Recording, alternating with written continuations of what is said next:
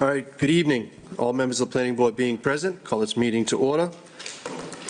First item on the agenda, agenda item A, approval of minutes from February 9th, 2026. No minutes, though, right? I got them from last week. Okay, that's right. Yeah. Thank you, Mr. Chairman. I'd like to make a motion to approve the minutes for February 9th, 2026. I have a motion made. Do I have a second? Second. Motion made and second. All those in favor signify by saying aye. Aye. All those opposed? Motion carries.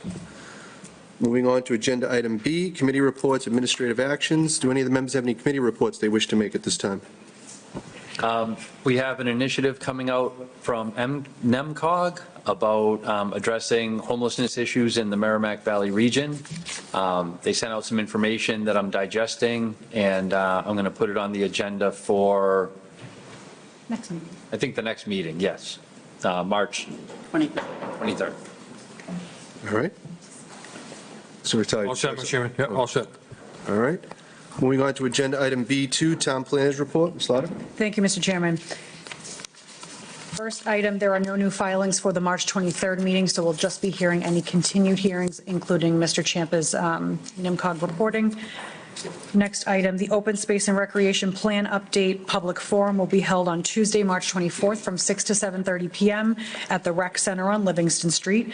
And this session will focus on reviewing draft goals for the open space, recreation, and natural areas to gather input for the town's updated open space plan for 2026 to 2036. And at the forum, we'll have staff from NIMCOG on hand to help share the draft goals and talk about how the feedback in prior sessions helped shape these proposed action items and find out what feels right for the community.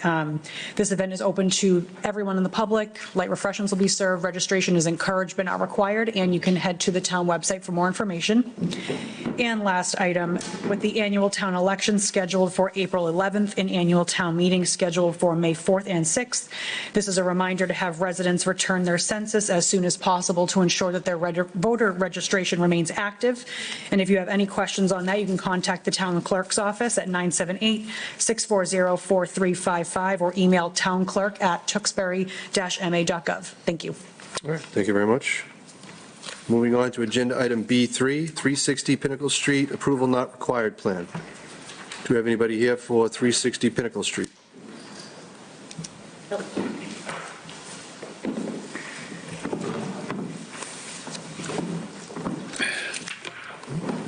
All right, just give your names for the record.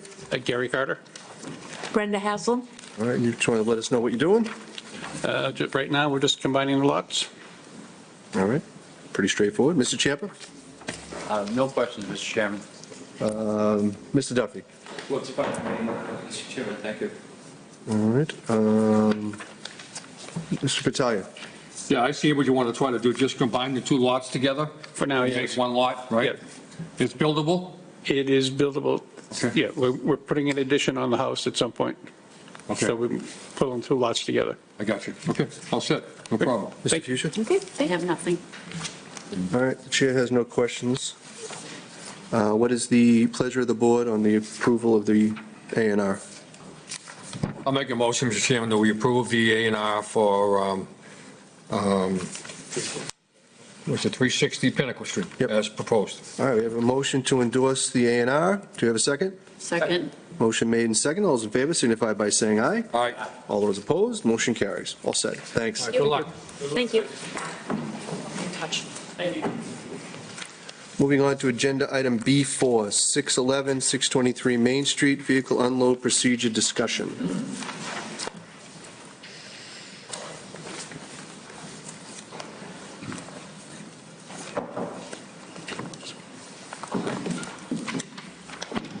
All right, if you just give your name for the record. Al Salas with Equano. All right. We're going to start this. We started with us? Yes. All right. So we'll start up here. I'll start with Mr. Fratalia. Thank you, Mr. Chairman. So, as you know, you've been in before, we approved the improvements you wanted to do at the address. But I was made aware of a number of times from residents in town, and I've seen it myself, of trucks being parked on Main Street, unloading vehicles. Are you aware of that? I've been made aware of, and we we've tried to address it multiple times, but I've been aware of the times that they didn't pull into our lot. What's that again? I was made aware of the times that they didn't pull into our lot, the independent contractors. Okay. How many times you figure? Since our last conversation, I would say a handful of times, if I had to guess. Handful of times? Okay. So do you want to pull up those pictures or you want to not bother? It's up to you, I can pull them up. Okay, so I witnessed it myself 2 or 3 times. I've taken pictures, and residents have reached out to me as a planning board member, wanting to know what are we doing about it, with pictures as well. So I have pictures. If you want, we can bring them up if you want to see them or not. I would love to.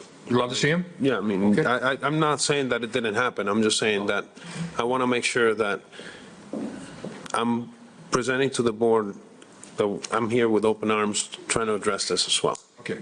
The last thing I want to do as a planning board member, and I'm sure I'll speak up for my other members, that is to, rock the boat for a business that's come into town, that's opened up, a closed location.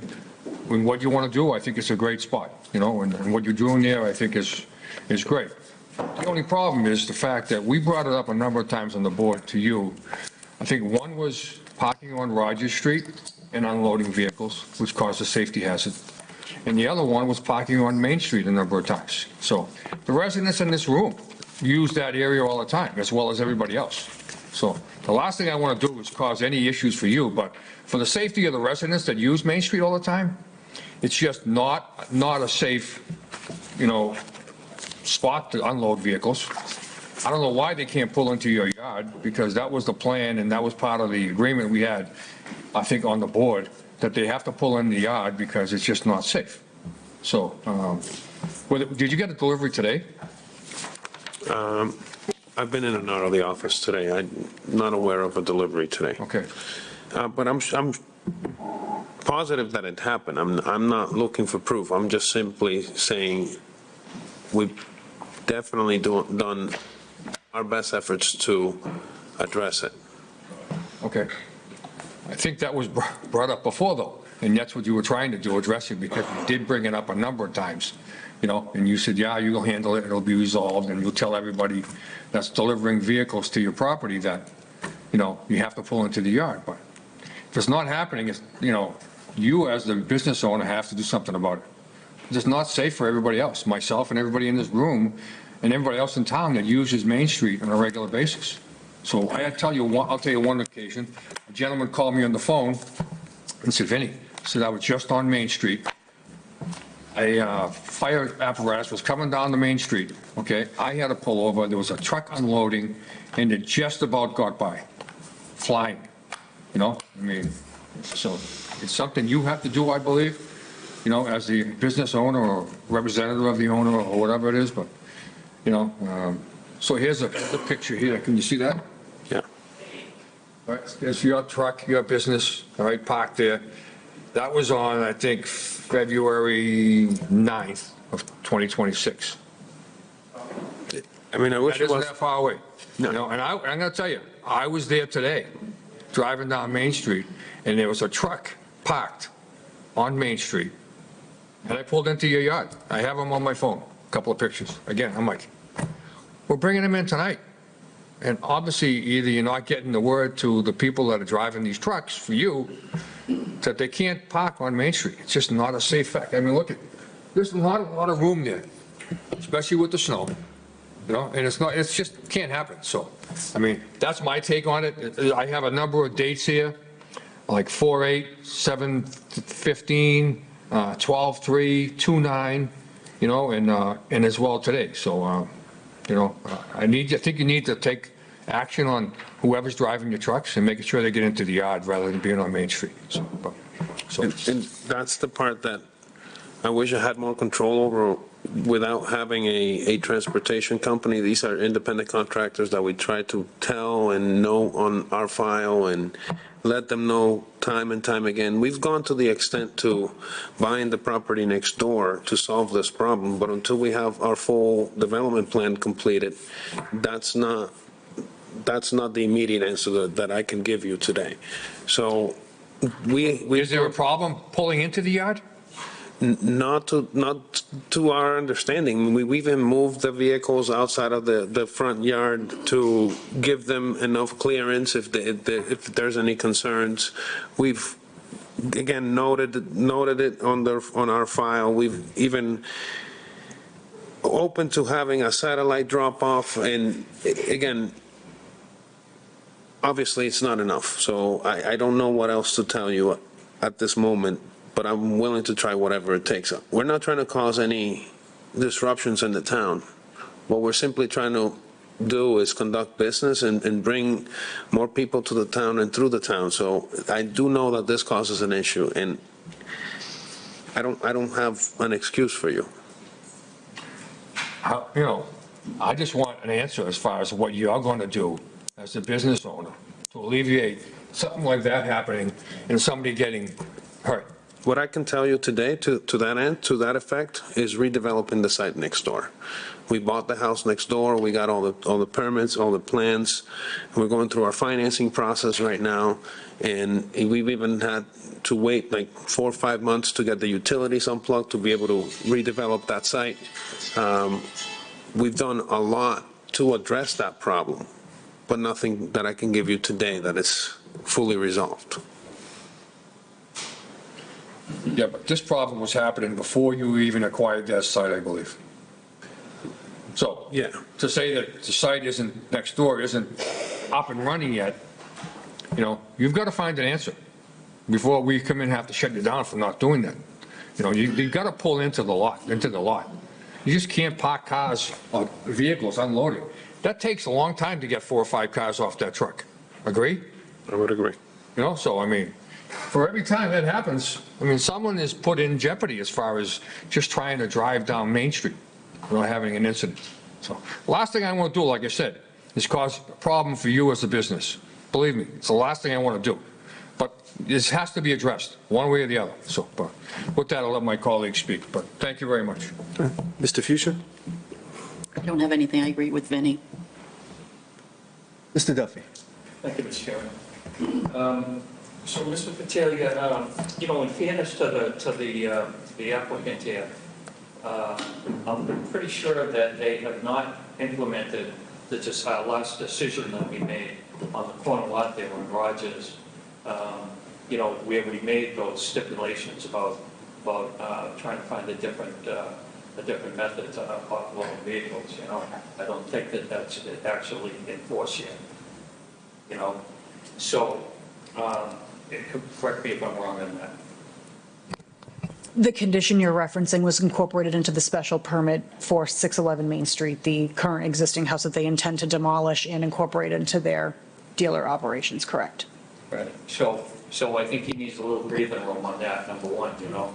And I know you're not out to, out to put an undue,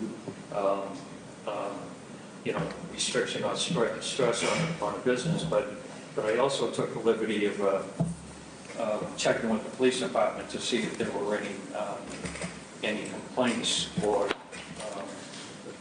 citations. And I only asked them to look back, so that they don't have to reinvent the wheel. So I asked them if there were any complaints or citations in the last year, and there were none. And that's in town. That's in the town of Tewksbury, not just Depot Auto. So my guidance on this is it would be a little unfair to kind of target one particular business who's offloading on the street when it's kind of not saying it's a standard procedure.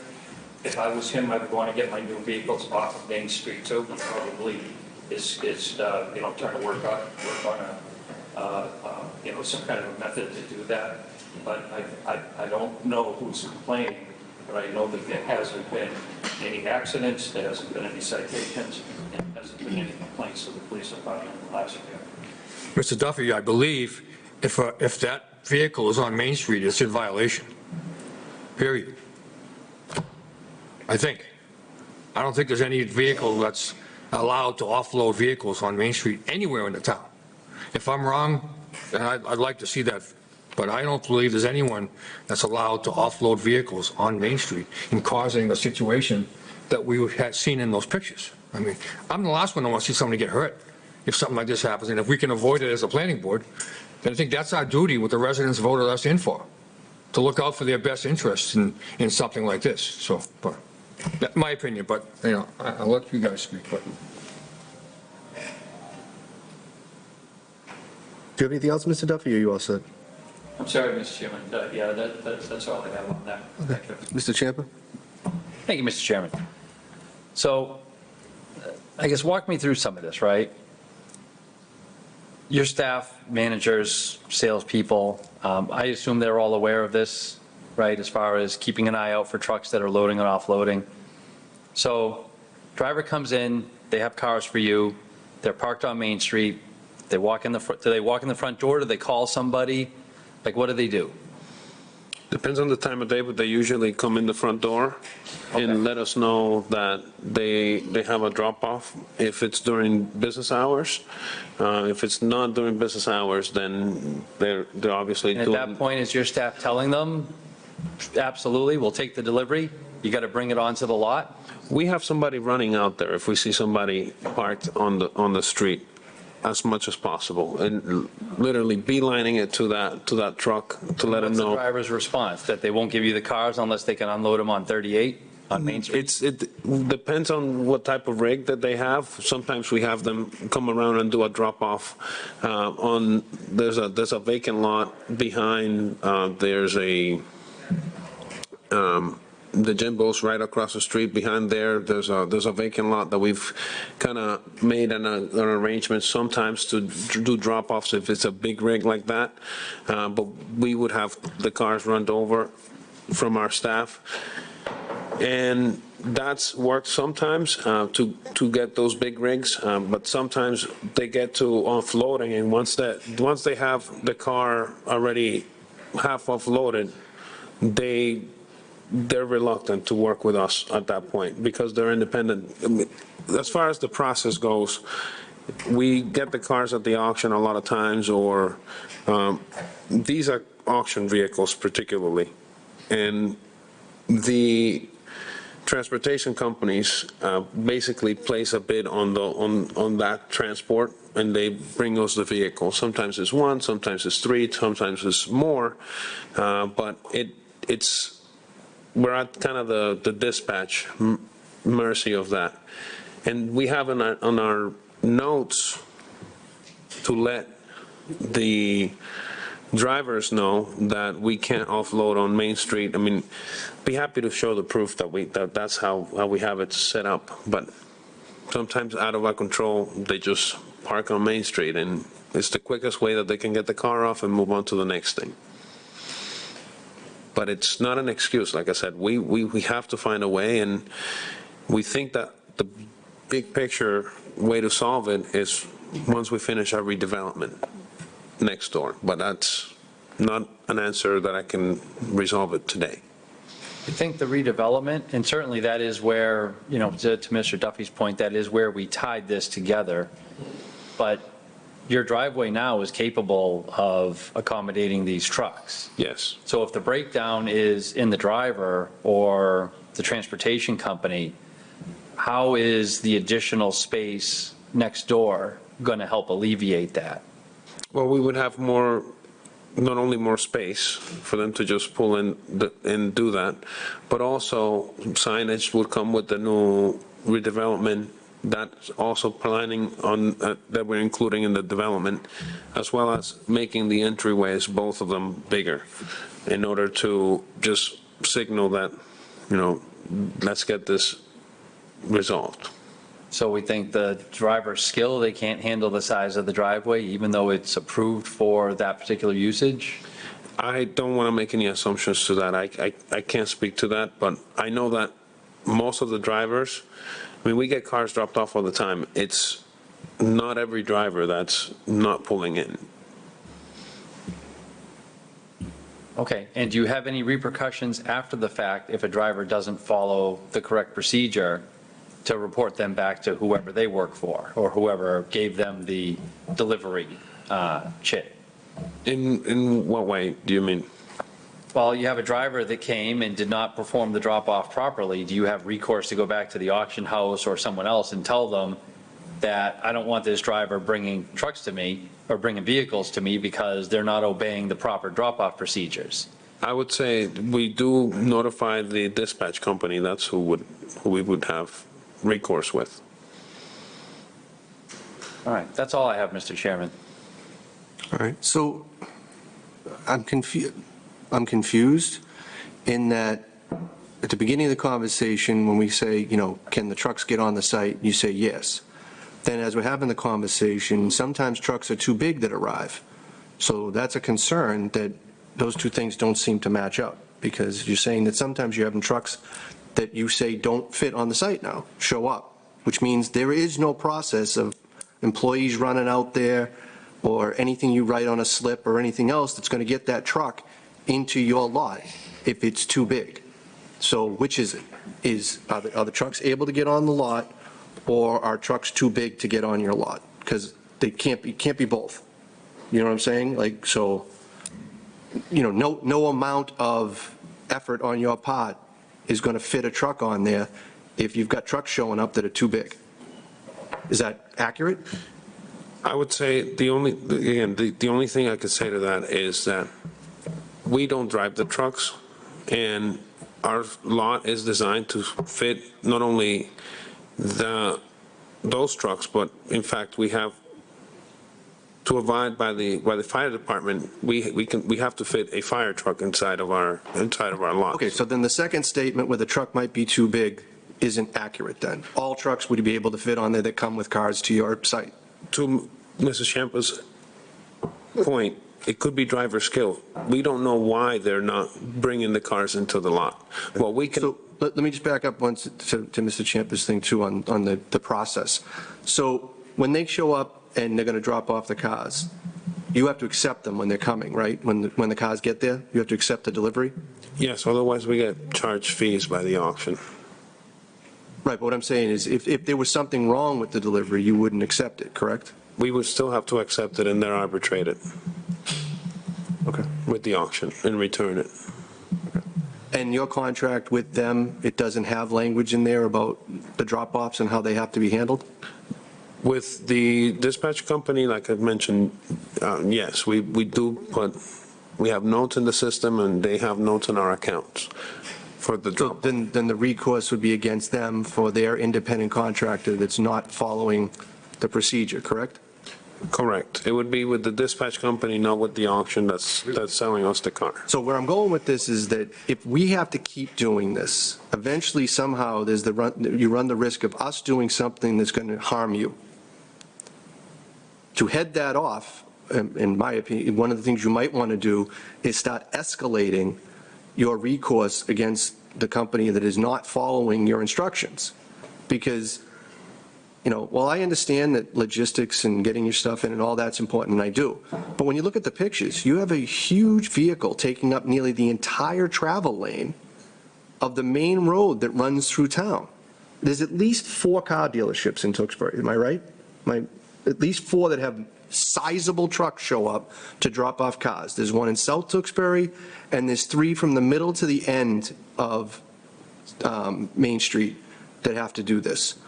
I'm not 100% sure because we've only been discussing this one, but do all the other car dealerships that have these same trucks, I suspect, showing up, have them parked out on Main Street unloading all their cars? I feel like we'd be having this conversation with a lot of other dealerships if that were the case. And I don't know if I'm wrong, but I don't think so. Mr. Patalia hasn't brought up, you know, Atamian or anybody else that has this problem. So are they using special contractors? I mean, I don't know what it is, but what they're doing that's different than what you're doing, or how they're going back against their companies to make sure that they drop them off where they're supposed to be dropped off, I don't know. But if it's the only place that this is happening is in the dead middle of Main Street in front of where you are, that's problematic because it's unsafe. That's a problem.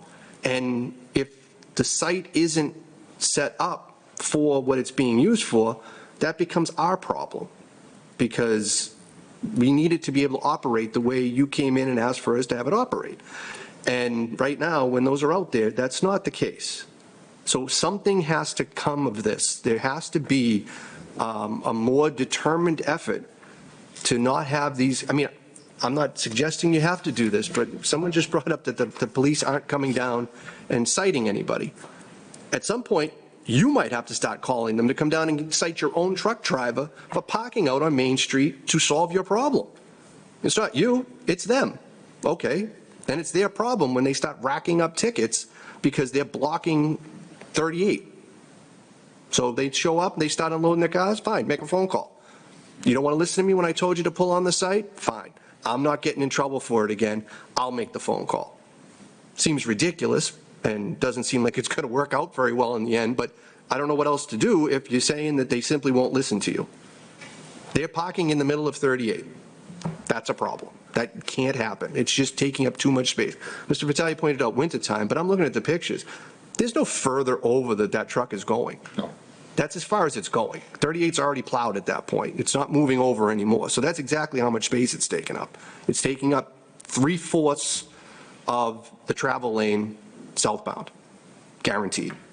You look at those, that means the cars coming northbound are moving into the breakdown lane, which is where half the time we have people walking because we don't have sidewalks everywhere. So you've got people potentially over there. And then you've got cars who want to get around that coming southbound. Now they have to travel in the northbound lane to do it. That's problematic. And as you pointed out, it doesn't take 5 minutes for these cars to get off that trailer. It takes some time. So, I mean, there has to be a resolution to this.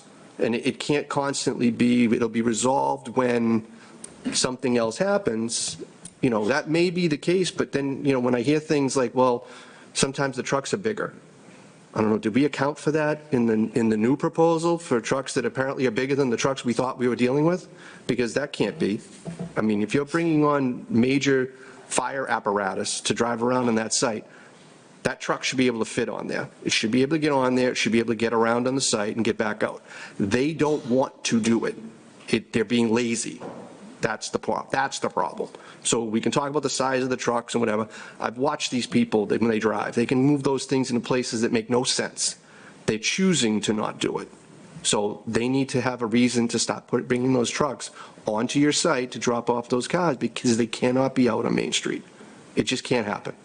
So, there needs to be a resolution. Obviously, you're not going to have one first right here at the table tonight, but I mean, I don't know how else to impress upon you.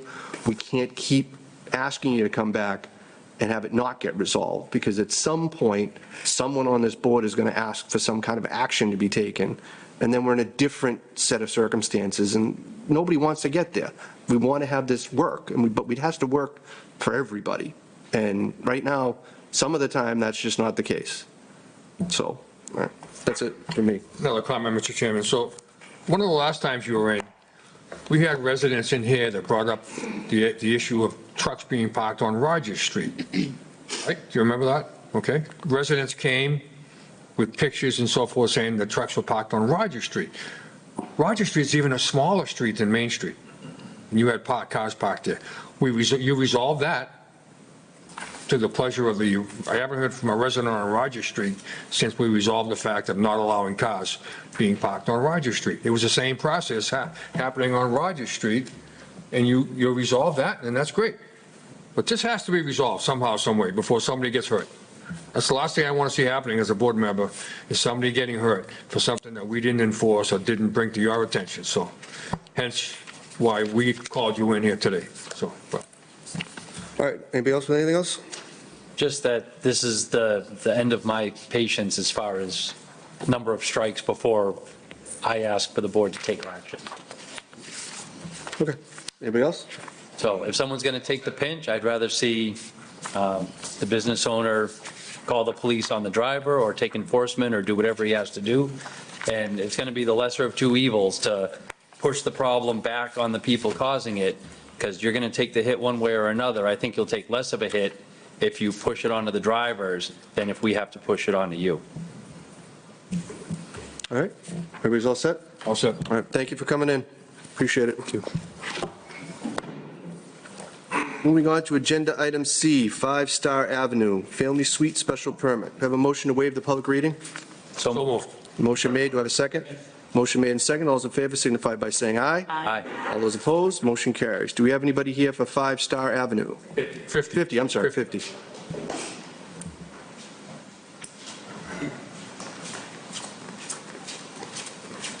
How you doing?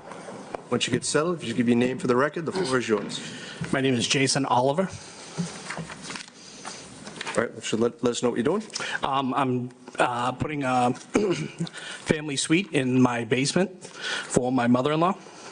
There's already an existing bathroom, bedroom, and living space down there. We just want to put in a kitchen.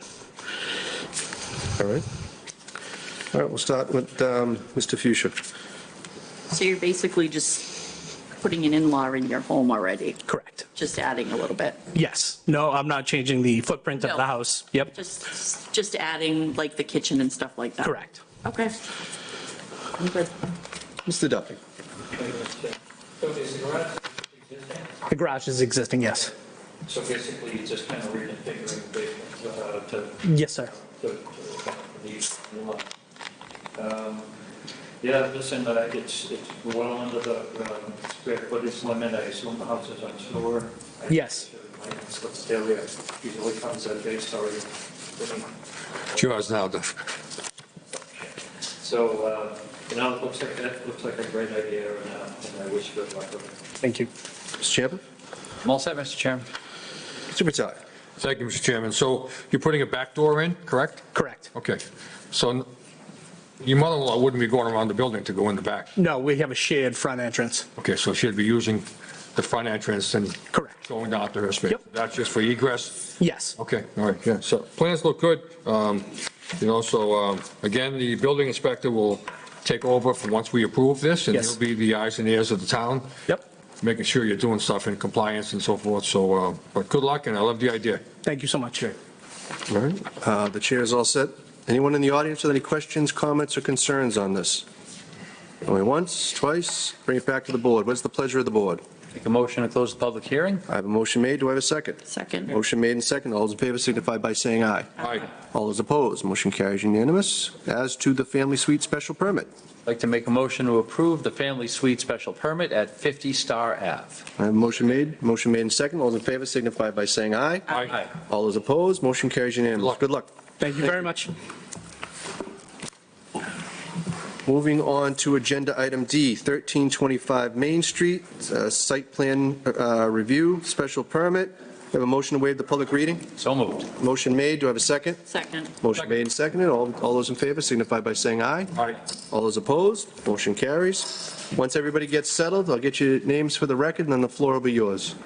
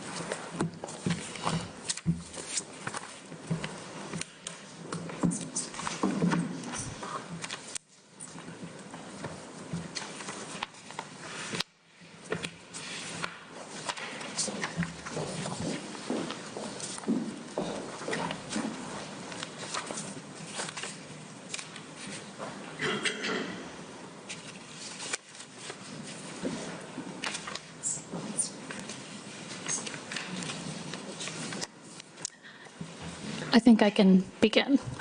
Yeah. Hi, I'm Mira Cousins with Civil Design Consultants. Arnie J. Martello, proponent. We're here also with the traffic engineer from Chapel Engineering as well. So we're here requesting a special permit and a site plan review approval for a mixed-use development located at 1325 Main Street. So Just briefly on the process so far here.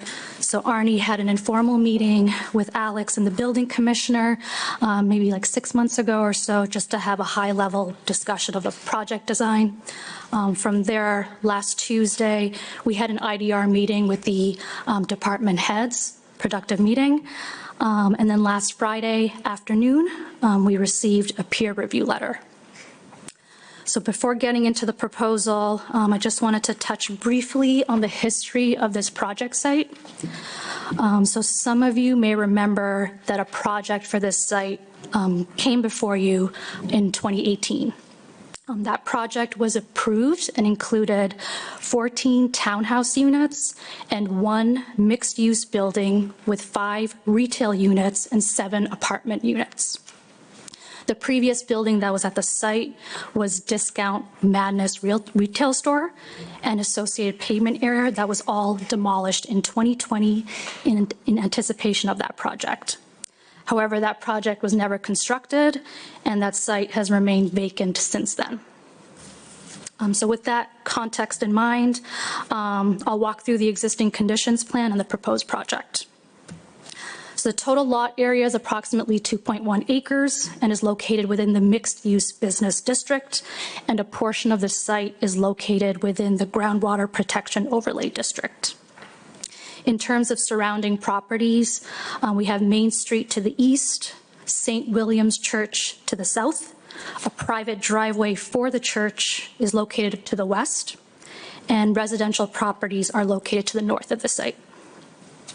As mentioned earlier, the site was the former Discount Madness property, where over 1 acre of the lot was previously covered by impervious area, which was then demoed in 2020. So the project we're proposing is a mixed-use development with both residential and a commercial component. So starting with the residential portion of the project, what we're proposing is 2 multifamily residential buildings located near Main Street, with each building having 7 units for a total of 14 residential units. A detached garage structure is also proposed, containing 14 garage parking spaces for the residential buildings. In addition, there will be 23 exterior parking spaces. So in total, 35 spaces are required, which includes required guest parking spaces, and 37 spaces are provided. So the parking requirement has been met.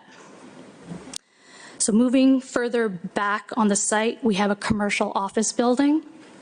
So that building footprint is approximately 8,400 square feet. The lower level of the commercial building will contain 6 garage space units, and the first floor is intended for contractor office space. Based on the square footage of that commercial building, 28 spaces are required. We are providing 36 spaces, so again, the parking requirements have been exceeded. In terms of drainage and stormwater, so what's happening out there today, majority of the runoff leaving the site flow towards the wetland located off-site across the driveway of that church entrance in the southwest location, where there's no recharge or water quality treatment on the site provided today. Our proposal includes a subsurface Caltech chamber system designed to provide the required recharge and water quality volume. And then all runoff from all paved areas within the site will be treated through water quality units prior to discharge towards the rear of the site. A couple of other site features worth mentioning. So the driveway curb cut will be shifted further north. The town recently installed new cement concrete sidewalk along the entire frontage of the site. A portion of that sidewalk will need to be removed and replaced as part of the project, mainly to close the current curb cut that's out there and for the utility trenches.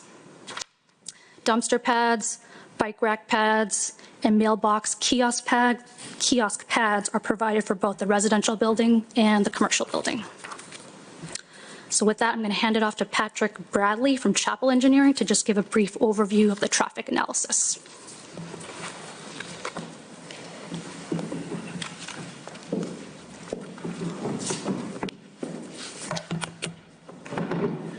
Good evening, members of the planning board. For the record, Patrick Bradley with Chapel Engineering. So we performed a traffic assessment for the site, and we followed Mass DOT guidelines for that.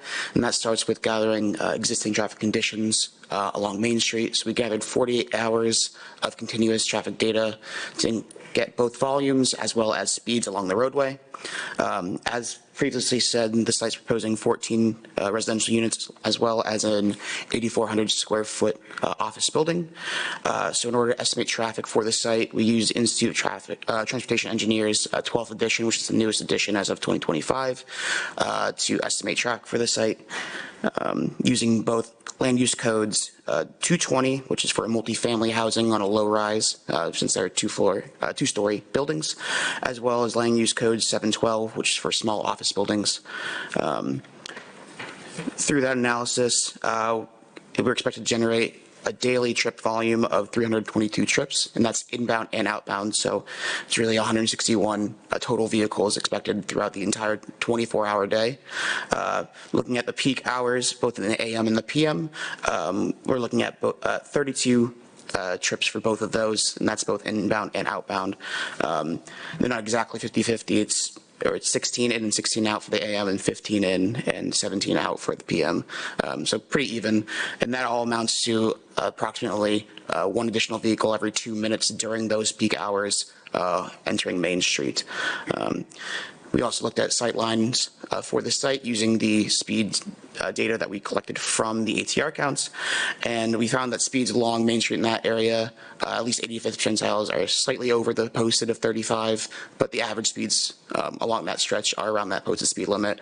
And given the kind of straightaways on both sides of the project site, sight lines were favorable. And there wasn't really any vegetation currently at the site, but we recommend that any vegetation be kept low along the site driveway as well. And that's really all I have for traffic, so I'm going to pass it back to Mira now.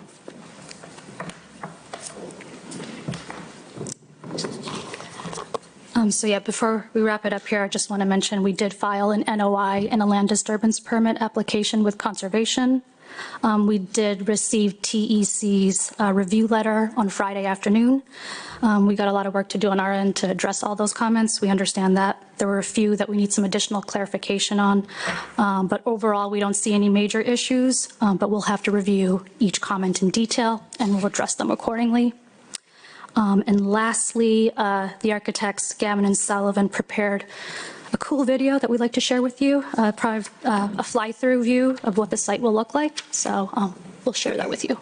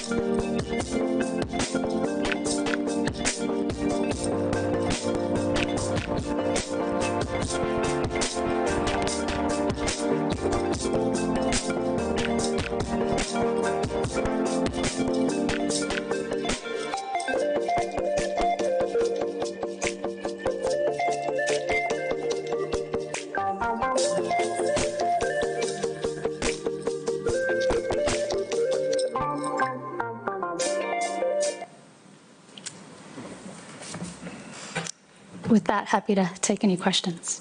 Sure. Start with Mr. Champa. Okay. So I'm looking at a number of things. One is circulation around the site. I saw that you provided turning plans for the fire department, but, and again, I'm asking because this is not my area of expertise, but I'm seeing things like inside turn radius, minimum 18'6", curb to curb 34 feet. Minimum inside turning radius of a fire department access road shall be 25 feet. But when I look at the plans, it looks like a lot of the inside turning radii are 5 feet. How does that coincide with this? So which turning radius are you talking about here? I'm just looking at the radius of so if that thing, everything goes around counterclockwise. Yeah, So the interior radius is the one that's on the tighter side, correct? yeah. And it says right on it, it's been noted that it's a 5-foot radius on your plan. Yep. So we provided a fire truck turning analysis. I'd say the drive aisle at the back is one-way flow traffic circulation around that commercial building. And so do you have the fire truck turning plan in front of you as well? So that shows that movement. So coming through the site right here, the 5-foot. That's one-way circulation. Yeah. So that outer edge is a 30-foot radius. That's the curbing radius is 5 foot. Okay, so how does that coincide with, they're saying the interior radius is 25 feet? The turning radius around the hut top would be 25 feet. It would meet the minimum standards for the fire truck, being one way. I think that's just the actual, the radius of the 5 foot is the actual radius of the curbing, not the That's the turning radius. inside curbing. They'd be going on The the turning outside. radius would be the 30 25 feet. Okay, because right here it says fire department ladder truck has calculated turning radii of inside turn 18 foot 6 inches, curb to curb 34 feet 1 inch, wall to wall 38 feet 9 inches. So if it's inside turn 18 foot 6, if that curb radius is 5 feet, how does that turn into 18 foot 6 before the truck is like up on the sidewalk? I'll have to take a closer look at that comment. Yeah. Okay, I mean, again, I'm just trying to line up what the fire department requirements are as written, and they reference all sorts of CMRs and everything else that I am not going to go look up. Yeah, ultimately, we do provide this plan showing that a fire truck can circulate throughout the site, but I'll look at that specifically. Well, again, just because, I mean, well, I should say not just because, but if it shows that the truck conceivably can fit, that might be different than what the truck reasonably needs in order to be able to work due to human conditions, snow, buildup, things like that, other vehicles, et cetera. A road shall extend to within 50 feet of at least one exterior door that can be opened from the outside that provides access to the interior of the building. How do you handle that for the townhome on the left? There's a door. There's both sides that go straight through, just as the one on the front.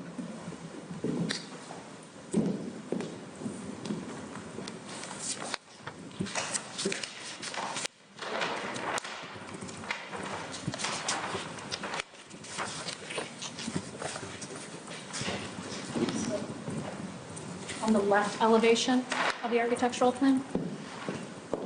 Okay, so where does that show up? If you can scroll on this plan here, can you show me where that door is when you scroll down to the actual buildings?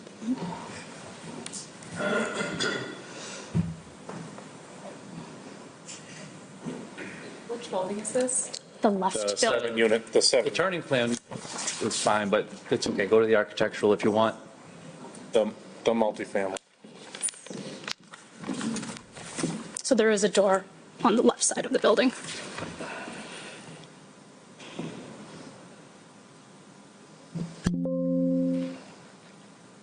Can you show it on our site plan?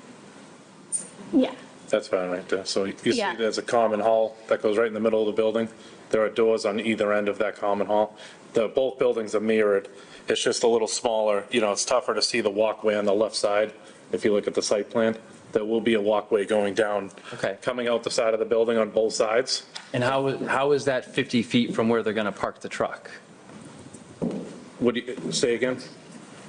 Road shall extend to within 50 feet of at least one door. So Yeah, the fire truck comes in and it goes on a loop and it comes back out because the fire trucks don't go down and back up. yep. So if the driveway is over here, You do up to a certain length. They do what, up to a certain length? They will drive forward and back up to a certain length. Okay, that hasn't been my experience, but I'll leave that up to the fire chief to sign off on that. But again, zooming in on the lower left there, so where would the other door be? Right in the It's middle of going the building. Right in that little insert, right? Yeah. It wasn't a comment we received from the fire department at our IDR meeting.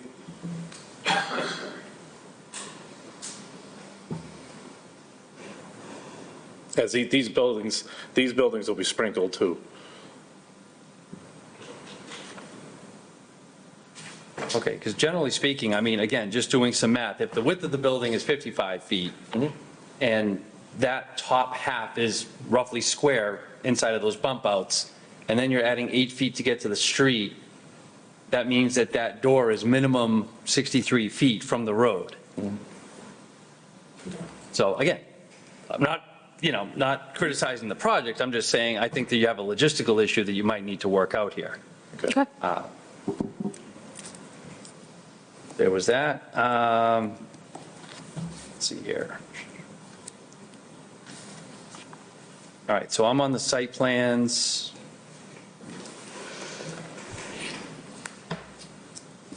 All right, so your setbacks, right? Multifamily or multi-use development, 50 feet on all sides.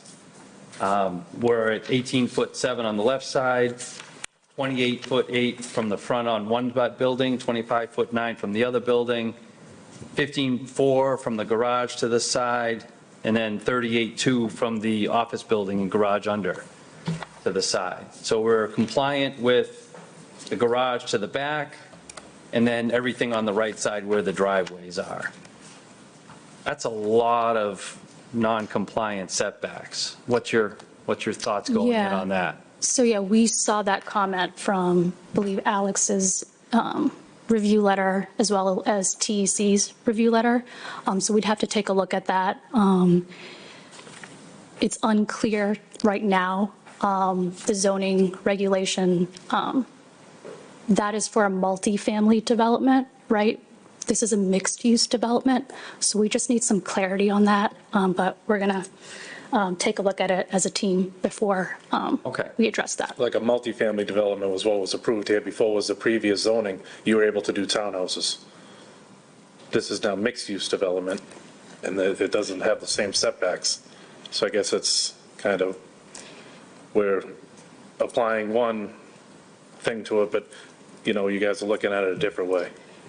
And if you look at the definition of multifamily development in the zoning bylaw, it specifies that it's a combination of different dwellings. So it's unclear. This is not strictly a multifamily development. It's a mixed-use development. So we'll have to look at that a bit further.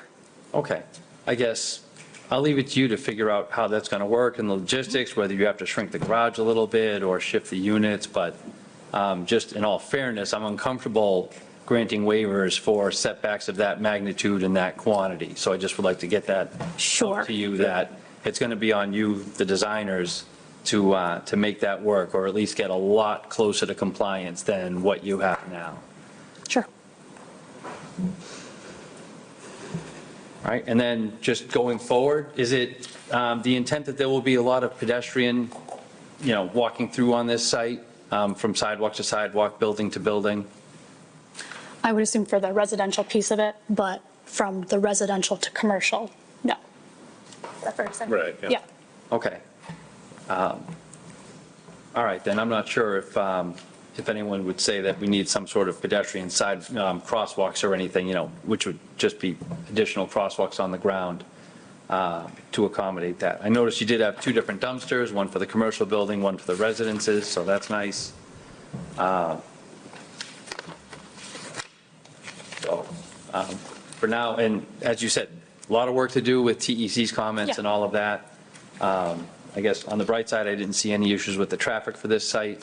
It looked like the impact would be minimal. So with that being said, I'm all set, Mr. Chairman. Thank you. Mr. Fuchsia? So looking at the setbacks, and on one end it's 28 feet, the other end is 25. How much other green space is there in the unit? But my concern, I guess, is if it's a multifamily and there's 7 units in each building, there's a good possibility there's going to be little kids there, okay? They're going to run to that green space, and it only seems like the green space is in the front of the building, which is on Main Street. And my concern is their safety. As far as like running out, if there's nothing else for them, you know what I'm saying? Like they could be going out with their mother, they're going to want to play on the grass or whatever, play ball. And, you know, that's not a lot of space for them to say, oh, my ball ran, and they run into the street. So there's just the green space that's in the front. Correct, so we have like 26 feet of green space in the front. We have about 15 feet to the side setback. And then surrounding the building, there's 5 foot, yeah. Okay, I don't have any other questions right now. Mr. Patalia. Thank you, Mr. Chairman. So regarding Mr. Champion's comments with the fire department, we've had discussion with them in the past about, you know, why can't they just come out and say, we've reviewed the plans, you know, the turning radius is fine, this is fine, this is fine. You always leave it up in the air for us to resolve somehow, some way. I'll go back to them and say, can you just give us a decision? Is the fire trucks able to get in where we have to get into, one way or the other? If not, then we have to go back to you guys. But it just seems like they never give us a definitive decision, you know? So we've had that discussion in the past, but it's like it hasn't changed at all. So I'm sure you'll get that from them eventually, but, you know, it has to get resolved one way or the other, you know, so. Yep. During the IDR meeting, they did say that they, you know, reviewed it, and it all passed the turning radius points for their trucks. But they And didn't it give was- us a paper saying that that was the case. So, I mean, we like to see that because it takes the onus off of us. Right. And onto them, saying, hey, listen, you guys are the professionals here. You guys should be reviewing that and saying, yes, this is okay, this is not okay. Can you fix this or fix that? You know, we've done it before, you know, with fire truck access and entries and all that stuff, so, but I'm sure it'll get resolved. I'm sure you have plenty down there, so. Just a couple of comments. I know there's a lot of outstanding issues with the DPW and the town and all that stuff, so that will have to get processed as you go along. Yep. So I didn't want to bring any of those up. My concern was the back office space. So is that going to be for contractor use or just an office, or will they be using them for any work being done in the building or on site? It's not zoned for that. There'll be more, this is more professional offices. Okay. And the garage space is more for storage, or, you know, there is no outdoor parking, overnight parking. So if you have, you know, just take an example, a small electrical company needs a little bit of office space, and maybe they have one van in the garage with a little bit of, you know, wire that they need for the job the next day. There's no warehousing there. Okay. So it wouldn't be turning into, you know, a fabrication shop, a welding shop, something like that is not allowed in those use, Okay. in that use. So, as well as no overnight parking, so it won't be overwhelmed with, you know, Work being done Italian outside? plumbing come in and had 30 trucks that they needed. It's not allowed there, so it won't, Okay. it wouldn't be there. So one of the other things I wanted to bring up, which was one of my concerns, and it's not new to you being in the development business, is that there's a lot of offices in town that still aren't occupied. So what makes people coming to 1325 Main Street going to be different than some of the other ones? Just to throw it out and say, hey, you know, I mean, just so you're aware of it, I'm sure you are aware of it, you're in the process, you're in the building department, building plans. Sure. So- No, I mean, I'm looking at it as I've actually had offices in multiple buildings in town, multiple garages, that sort of thing. You know, the garage space, having some storage space with your office is the big seller. You know, if you go use Clatter Place now, different style building than this, but they have the garages below that everybody uses.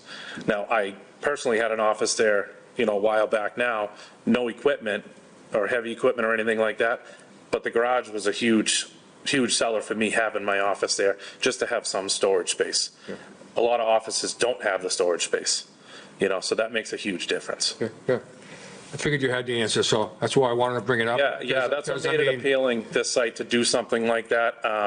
You know, obviously, things can always change, but my goal would be to own this whole property and rent it out. Okay. And I'd actually have my own personal office back there too. Figured that was going to be in the plans, putting something in there for yourself. Yeah. You know, so. Yeah. And the same thing, I have heavy equipment that would never be on this site. Right. You know, it's not for storage of Right, that, it's not that zoned, sort of actually, thing. so, right, yeah, all right. So I didn't see a lighting plan, is that coming? And- That's coming, and a, yeah, the next set of Landscape plan plans. coming too as well? Yeah, Okay. yes. I mean, I like the concept, I like the idea, the design looks great. So 7 two-bedroom units for each building, correct? Five 2 bedrooms, 2 1 bedrooms. Oh, okay, Yeah, where you can only have 7. 7's an odd number, so it's kind of, you know, you can't have 4 and 4, it's 4 and 3, so it's kind of like an odd space. So to make 7 work, there's one, if we went off of today's design, there's one bigger unit downstairs. okay, So right now, if we built it tomorrow, there would be 3 2 bedrooms on the first floor. The extra space, one of the units is a little bit bigger, and then, you know, we need a utility room, we need the fire department room with access from the outside. So there's a few things, because of my experience building buildings, trying to know, all right, this is a little bit easier, the access is easier here. The fire department wants their exterior access to the fire pumps and apparatuses and that sort of thing for the sprinklers. And then upstairs is 2 2 bedrooms and 2 1 bedrooms. okay, good, And I do have to have, there will be 2 affordable units also. oh, good. That was my next question. Affordable units, so 2, okay. And they'll all be sprinkled? All the residential buildings will be But sprinkled? both residential buildings will be sprinkled. Okay. Is that always the case or not? Yes. Okay. Yeah. What multifamily is. I just seen a fire that happened somewhere, and the fire department came out and said if this building wasn't sprinkled, the entire condo complex would have went up in flames. Sure. Even Because it was sprinkled, it saved everybody else from not being displaced, so. Yeah, even if they were townhouses, anything more connected than 3 units, you have to sprinkle even townhouses, so. Okay. Well, these are all interior units. Good. All right, with that, I'm all set, Mr. Chairman, right now. Thank you. All right, Mr. Duffy? Mr. Chairman. I noticed that you picked up most of the drop with the design and towards the back of the property there. You know, it looked like it was something in the neighborhood of 13, 14 feet from the high spot in the middle towards the back. Looks like you got 10 or 11 of those feet to the paved area behind the garage doors. So there's going to be like another 4 feet drop off, we'll call it there. Yeah, do I see on the site plan, like a stone wall or something going along the roadway that goes to the back of the church there, or? There's no wall, no, we just grade We're it. about level with the roadway in that back. Yeah. It's about level with that. That's what that drop off is. The site gradually, right now we have, it's pretty close to what the site is now. Yeah. If you get to 3/4 of the way, it does drop off. Yeah. So it's about level with that back driveway to the church now, and that'll be about where that pavement is. Correct.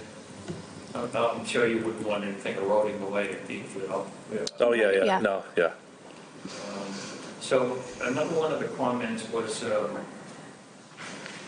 60% of the open space, like where are you planning on that? Is that going to be over the catchment, the rainwater catchment tank Yeah, in the front right-hand side of the lot? Like looks like to be the largest open space and on the property. And what are you going to do with that, I guess? Is that, I haven't seen a landscape plan, so. right. Again, we just got these comments Friday afternoon, so we're working through them. I don't have an answer for you right now. Generally, what do you think in there? So the comment is what exactly? The 6,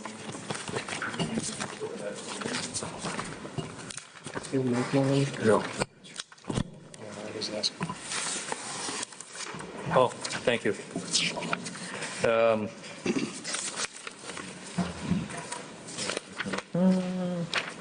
So not less than 60% of the upland area of the site available for use shall be set aside as open space.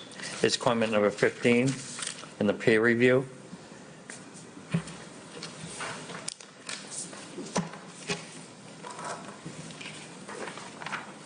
And I only mentioned that to kind of piggyback on Mrs. DeFruce's comment about having some possible area on the property to be used by the tenants, so on and so forth, and that could kill two birds with one stone in that area there. So again, that is tied in with the multifamily piece of it, right? Yeah. So does that comment mean just for the front half of the project, or does that look at it totality? I don't know the answer to that I right now. think it's overall, if I read that correctly. But we're reading it as that's for multifamily where this is mixed use.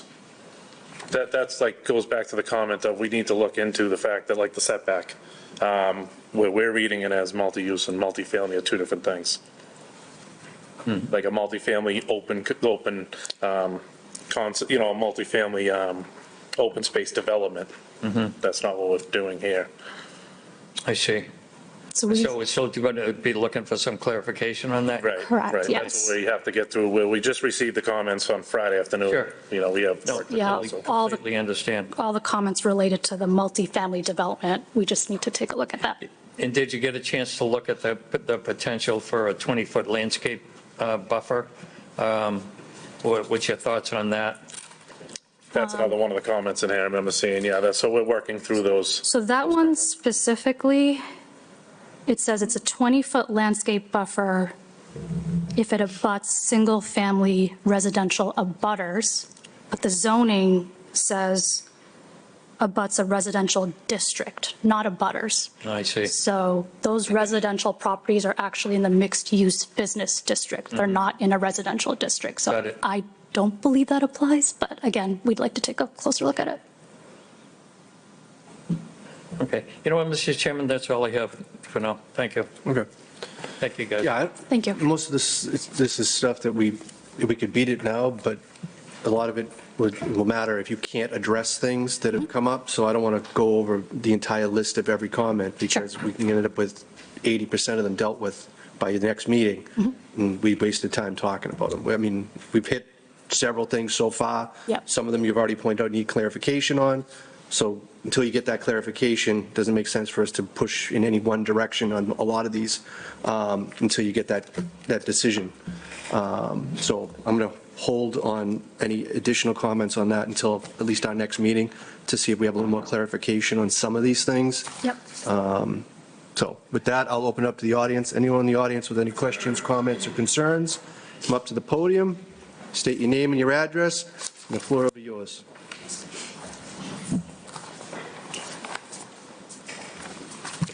Hi, my name is Missy Carroll. I live at 1319 Main Street. I am right on the Main Street, right next to what they propose the entrance to be. My biggest concern here is that they have moved the entrance where it is now all the way, almost right next door to my driveway. And my concern, especially after hearing the traffic flow, especially with it being, and correct me if I'm wrong, 1 to 2 cars coming in and out of there every couple of minutes. Did I get that right? It's about one vehicle every 2 minutes during peak hours, so Okay, that's, quite a bit. So there are going to be, it's going to be quite a bit more coming in and out, especially that close to my driveway. So I'd like to know, I'd like to hear what's going to be done or what could be done to either shift it over more or address, it's going to be an issue getting in and out of my driveway. I haven't heard anything about that. The traffic will be an issue. Getting in and out is not particularly easy now. I'm going to have it be almost impossible with this new update on here.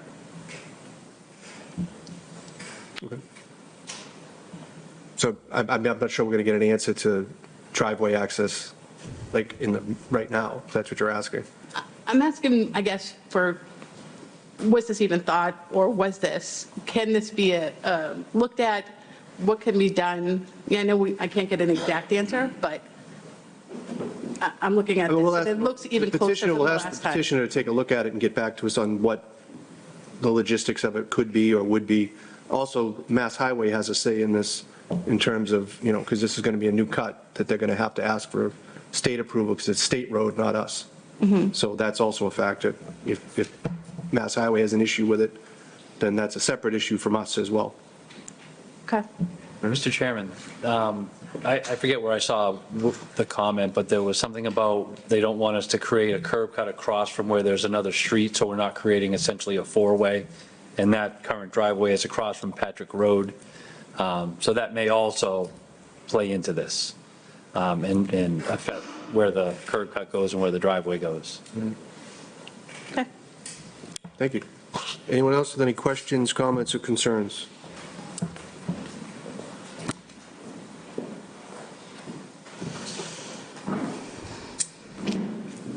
How you doing? My name's Robert Hanley. I live at 2 Hillcrest Road, directly abutting the property.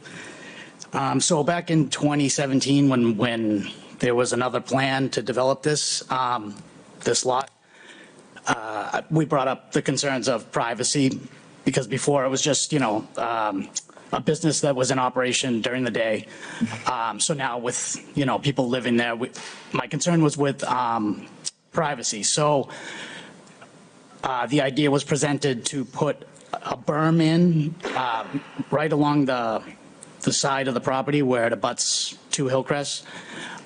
They were going to put in a berm as well as arborvitaes on top of that berm, which I have the plans from 2017, which they came back and included that feature. So I would, request and assume that like the same, consideration would be taken. And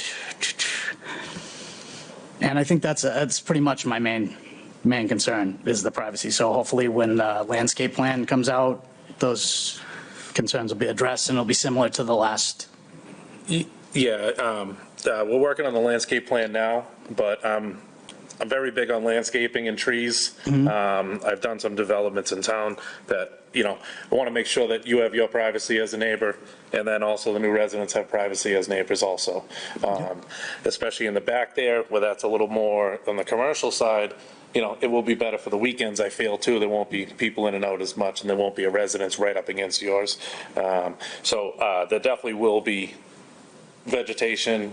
If it's a skinnier area or we're not able to put trees, there'll be some fence work in there with arborvitae. So that'll be a lot more clear when we do have the landscape plan done, though. But Okay. I do plan on having trees, on both sides and having privacy for everybody. Okay. I do have copies of that previous plan for the board if they want it. I just kind of. We have them in the file, so if you wanted to give that to them because you wanted them to see it, that's fine. But we already have the ones from the old plans. Sure, I just wanted to, everyone to be aware of what I'm expecting to see, and what I'm expecting is based on what's been negotiated. I know it's a different company and everything, but we took the time to go through this process before, so just want to see the same thing happen again. So, Okay. Sounds that's good. all. Thank you. Thank you. Anyone else with any questions, comments, or concerns?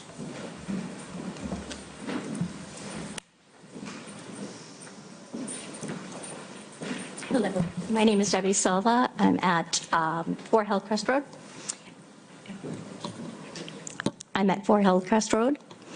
And my main concern also is privacy.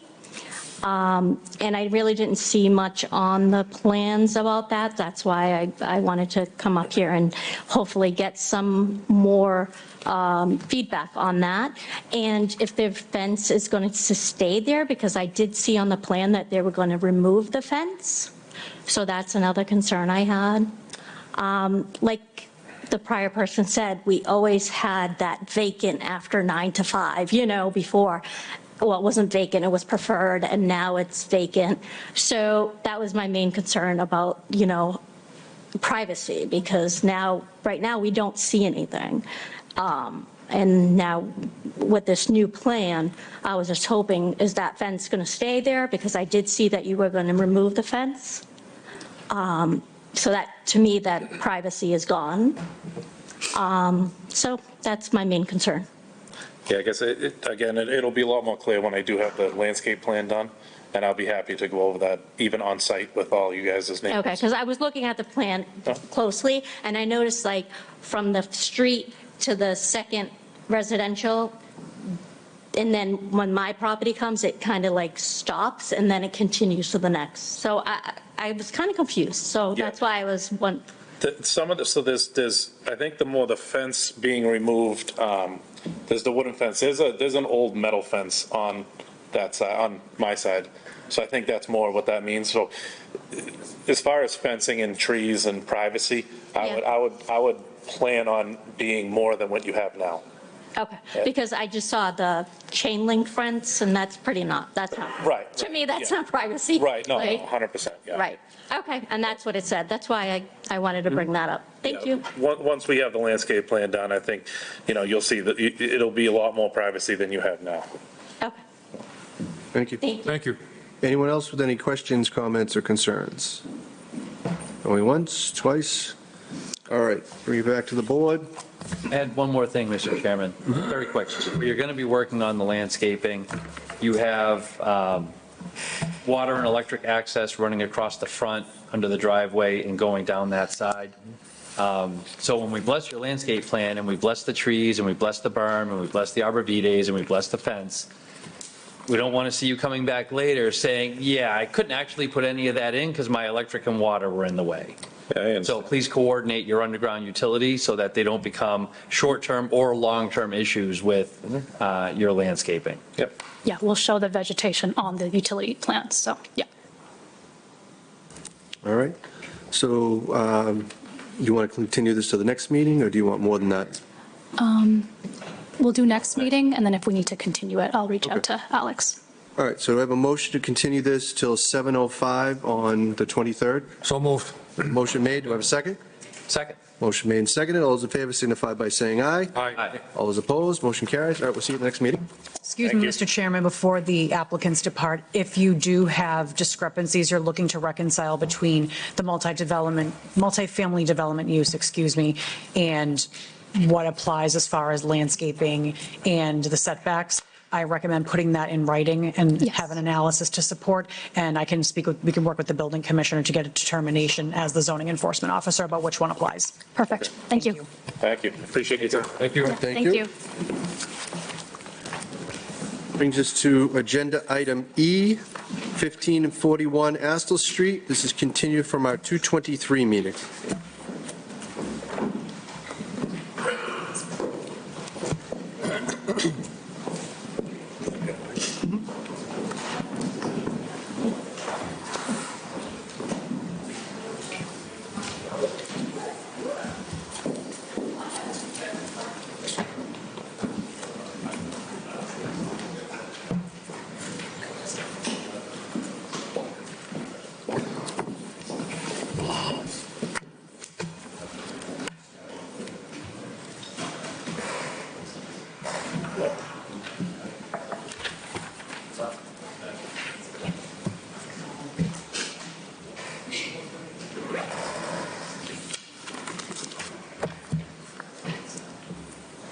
Gentlemen, once you're squared away, just give your names to the record. The floor will be yours. Thank you, Mr. Chairman. For the record, David Plunkett, representing the applicant. With me at the table is Mr. Matt Hammer from Landplex, the engineer for the site. Also in the audience, we have Kim Hazavadian, our traffic engineer.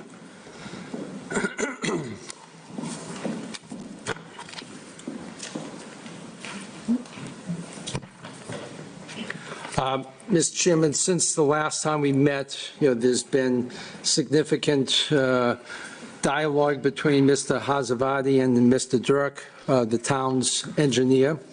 And it would appear from the report of February 17, 2026 from Vanessa and Associates that we've come to a meeting of the minds relative to the proposal at the site and the traffic analysis that's, relative to the expectations as to what to expect from the site. Certainly, part of the determination is that the impact is going to be relatively minor. The applicant has agreed to certain of the remedial recommendations from Mr. Dirk, including the radar speed feedback sign and the TDM, which is the Transportation Demand Management Program. And I mean, at this point, I don't think that there's really any point of conflict between our traffic engineer and the town's consultant engineer relative to the impact of the traffic and the analysis of all the data. So I think that's been a great advance. And at this point, I think we're ready. We're just open to any questions.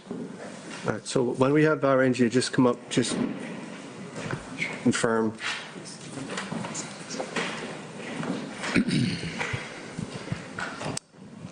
Good evening, Mr. Chairman, members of the board. Again, for the record, Jeffrey Dirk with Vanessa and Associates, the board's transportation peer review consultant. So the applicant's attorney gave a very good summary kind of as to where we are with respect to the analysis that was undertaken, as well as the site plan. And I think I'll start with the site plan because that's probably the easiest piece of it as we reviewed it. The applicant addressed all of our comments. They provided the turning analysis for the fire truck that demonstrated that the circulation worked. We had some comments on additional signs and pavement markings, all of which have been addressed. So they were very responsive with respect to all of the comments on the transportation study. I'm sorry, with respect to the site plans. We have nothing outstanding as it relates to that. As it relates to the transportation analysis, the applicant did address our comments pertaining to the analysis. There were some things that we asked them to correct, and if you remember or recall that we had asked them to look at the interaction between the Walmart signal and the signal at Astle Street. We did work with them to provide a proper analysis that looked at that interaction. And I think the characterization of the project being a low traffic generator is correct. It's going to generate somewhere between about 18 and 23 peak hour vehicle trips. So it's a small traffic generator. So what that brought us back to was looking at the access to the property, as well as some recommendations pertaining to how the board may look at approving the access as a full access driveway on the Main Street. And I think I still reiterated my concerns of left turn movements there. I think from a safety perspective, it's not ideal. It's not ideal because there is an alternative to have left turns be made at a signal. So I think that position hasn't changed. However, we understand the concern as it relates to Astle Street existing today as a cut-through street, continue in the future and not wanting to add to that. The other dynamic that has since changed is with the state's reconfiguration of the traffic signals along Main Street. What it has done is it's improved traffic flow along Main Street. The Main Street traffic flow has improved significantly from Lowell into Tewksbury. But what it's done is it's holding the traffic on the side street. So what you've heard from the residents is there's backups, more delay and queuing that happens today than happen in the future. And certainly having this project with a driveway out to that intersection would exacerbate or add a couple of vehicles to the back of that queue. So we understand that dynamic and we understand the board's considerations as it relates to that. But we still take the position of if there's an opportunity to have left turns at a signal rather than left turns coming into and out of a driveway on a roadway that's having a lane drop, vehicles accelerating, decelerating from the traffic signals, that's not ideal from any perspective. That being said, the project as a low traffic generator, those left turn movements are about it's less than 10 vehicles during the peak hours. So one vehicle every 6 minutes during the peak traffic volume periods. So as you're considering it, to the extent that you're inclined to look at it being a full access driveway, those are the numbers that we're talking about. But low numbers doesn't mean that it's not a safe consideration as you're looking at it. So I just wanted to stress that. Now, that being said, as the attorney was mentioning conditions, we have laid out some suggestions for you to consider. One of those conditions relates to traffic monitoring. As we've structured the traffic monitoring component of this, it looks at not only the volume to ensure it's a low volume traffic generator, but also safety. So what we're asking as you look at that monitoring program is that they would be looking at motor vehicle crashes, if any, that occur at that driveway. And then to the extent that there is an increase in crashes, at the driveway, clearly there's no crashes, there's no driveway there today, that they implement corrective actions. Those corrective actions can occur even after they obtain their driveway permit from the state or the board approves it. They would come back to you and discuss as a part of that monitoring program what those are. So it could be sign and pavement marking improvements. I think the extreme event would be consideration of opening the access out to Astle Street, and we've suggested it would be a right-in, left-out only, so that westbound traffic isn't introduced from the driveway. You can be designed in a manner that that could be channelized. But again, what I wanted to stress is that there are corrective actions that the applicant can undertake, get approval from Mass DOT, approval from this board as well, to be able to undertake those measures. So we've provided a list of those suggestions for your consideration at the appropriate time. Transportation demand management measures to reduce traffic demands, as the board knows, is Lowell Regional Transit Authority service that can be had at the project site. The applicant has a sidewalk that they've constructed that goes down to the sidewalk on Main Street. So it's a perfect opportunity to have those connections take place and reduce the traffic demands at the project. There are some additional safety-related measures. The Astle Street intersection is a high crash location. We had asked the applicant to look at the road safety audit that was conducted there and determine what has been constructed and what still needs to be constructed there. There were two items. One of them is the installation of a radar speed feedback sign on Route 38. There's also some missing pavement markings where the lane drop occurs. And again, thinking about safety, we've suggested that to the extent that Mass DOT approves it, it was in their road safety audit, that those additional tracking and pavement markings be put in place at that area there, just to improve safety as it relates to the lane drop. And of course, with the driveway, we think that that's important as well. That is kind of the end of our analysis. We did also have communication with the Department of Transportation, and I think from the standpoint of just as the board was asking questions about that, what Mass DOT has said is that the status of this application is they're waiting on this board. They will not issue a permit or continue their review any further on this project until they understand what the town's desires are as they relate to the project and the design. Once the board has made that clear by way of an approval, the state will then continue their reviews. Right now, the review's on hold. What they have said is that the application is complete, and so it's ready for their review, but they will not review it any further until the board is done with their review. So that's where their status is with Mass DOT. So they're just waiting for the board to kind of continue with your deliberations and have resolution so they can move forward. So I'd be happy to answer any questions that you have. Yeah, I'll go around and see if anybody has anything. Start with Mr. Duffy. Thank you, Mr. Chairman. You know, I guess just from a strictly, we were just only talking about traffic at the moment. I don't disagree with the right in, right out on Astle Street. I hate to say it, but, you know, if somebody is trying to take a left-hand turn, if there's no alternative but to take a left, to either go right or left coming out of that driveway onto Route 38, there very likely will be crashes. Now, if there's a crash there, and the police come and the fire department comes in and so on and so forth, and possibly an ambulance and whatever, that's going to create some serious delays too. And, you know, if we can do a right in, right out, and at the two entrances, I think that we could probably, you know, probably have a pretty smooth traffic flow in and out of that complex. That's what I think.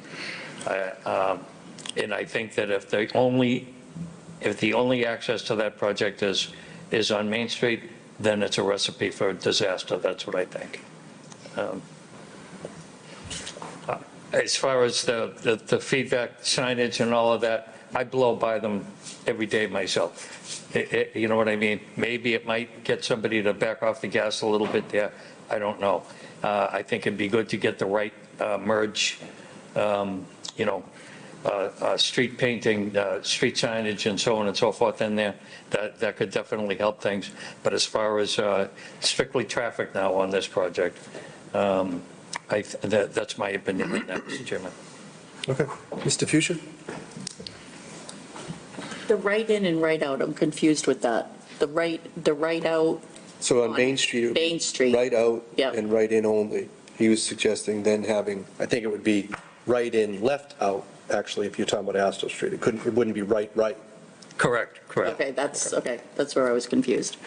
Well, I agree with you as far as 38 is concerned, but as far as putting that traffic out on Astor, it doesn't sit well with me, as far as the residents are concerned. So I don't know what the answer is to that at this moment. That's all I have right now. Yeah. Mr. Fitzgerald. Thank you, Mr. Chairman. So a couple of questions I have, and Mr. Dirk, if you could probably verify that. You mentioned that the intersection at Pike and Main is number 40 out of 100 for bad intersections. In NCOG, yes, in this area, yes. Okay. So does Mr. Azavarian, who's here tonight, conclude with that assumption? So it's actually on the state's database, so I don't know that he dispute It's not an that. assumption, it is. Exactly. Yeah, Okay, so yes, we're in compliance. Both of us agree that that's, Excuse me, Mr. Fratelli, can I just make clarification? No, Astor Street would be right in and right out only. Oh, you want them to go up Astor Street? Yeah. Away from the light? Yeah. Oh, my. Yeah. And that's- No, it wasn't, but I think that's what he's suggesting. That's not what I was saying Mr. Jerk. Yeah, Because if you take a right out of the main entrance onto Route 38, that puts you onto Route 38. There's no need for anybody to take a left onto Astor Street unless they have to go Pike Street.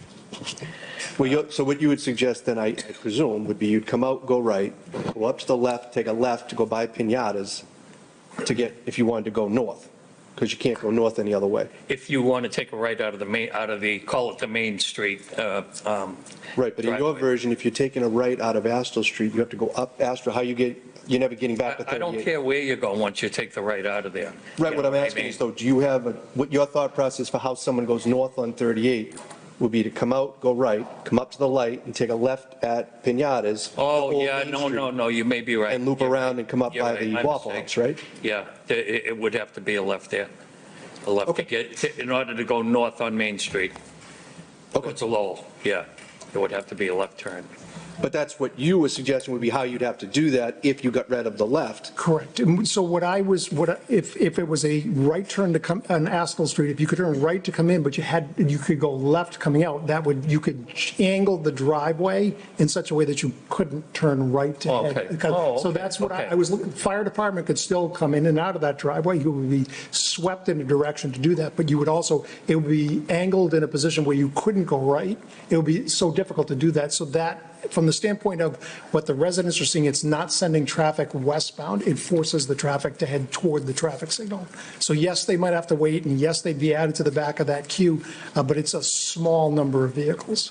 Or in the alternative, you come out, go right, And you take would the have- left and you do yes, the loop. exactly. Okay. I mean, I don't know if you or somebody explain. No, that makes People much more sense, People yeah. figure it out once you figure out how you. That's correct. Okay, I got it. I think we got it now, right? Yeah. So back to Mr. Fitzgerald. okay, Mr. so Fratelli, that's a given that's a bad intersection as it is. Yes, it is. Okay, all right. I'm not in favor of opening up Astor Street to any cars coming out of this development. I live in the area. Getting out onto Main Street from either Pike Street or Astor Street is 3 cars maximum, even with the new configuration. I see cars backed up on Astor Street all the time as I'm on Pike. I see 5 or 6 cars on Astor Street coming down. They're not going to get out. There's no way they get out unless they change that configuration at the light. And I'm on Pike, 4 or 5 cars deep. I'm not getting out either. It's just a nightmare down there, and to add more cars into this mix by having cars come out of the development onto Astor Street, anywhere you want to go, is just not a good solution, I don't think. It's either Main Street or none. I'm in favor of taking out the entire access road from Astor Street to this project. There's no need for that, I don't think, at all. I mean, it's an emergency exit, was what you called it.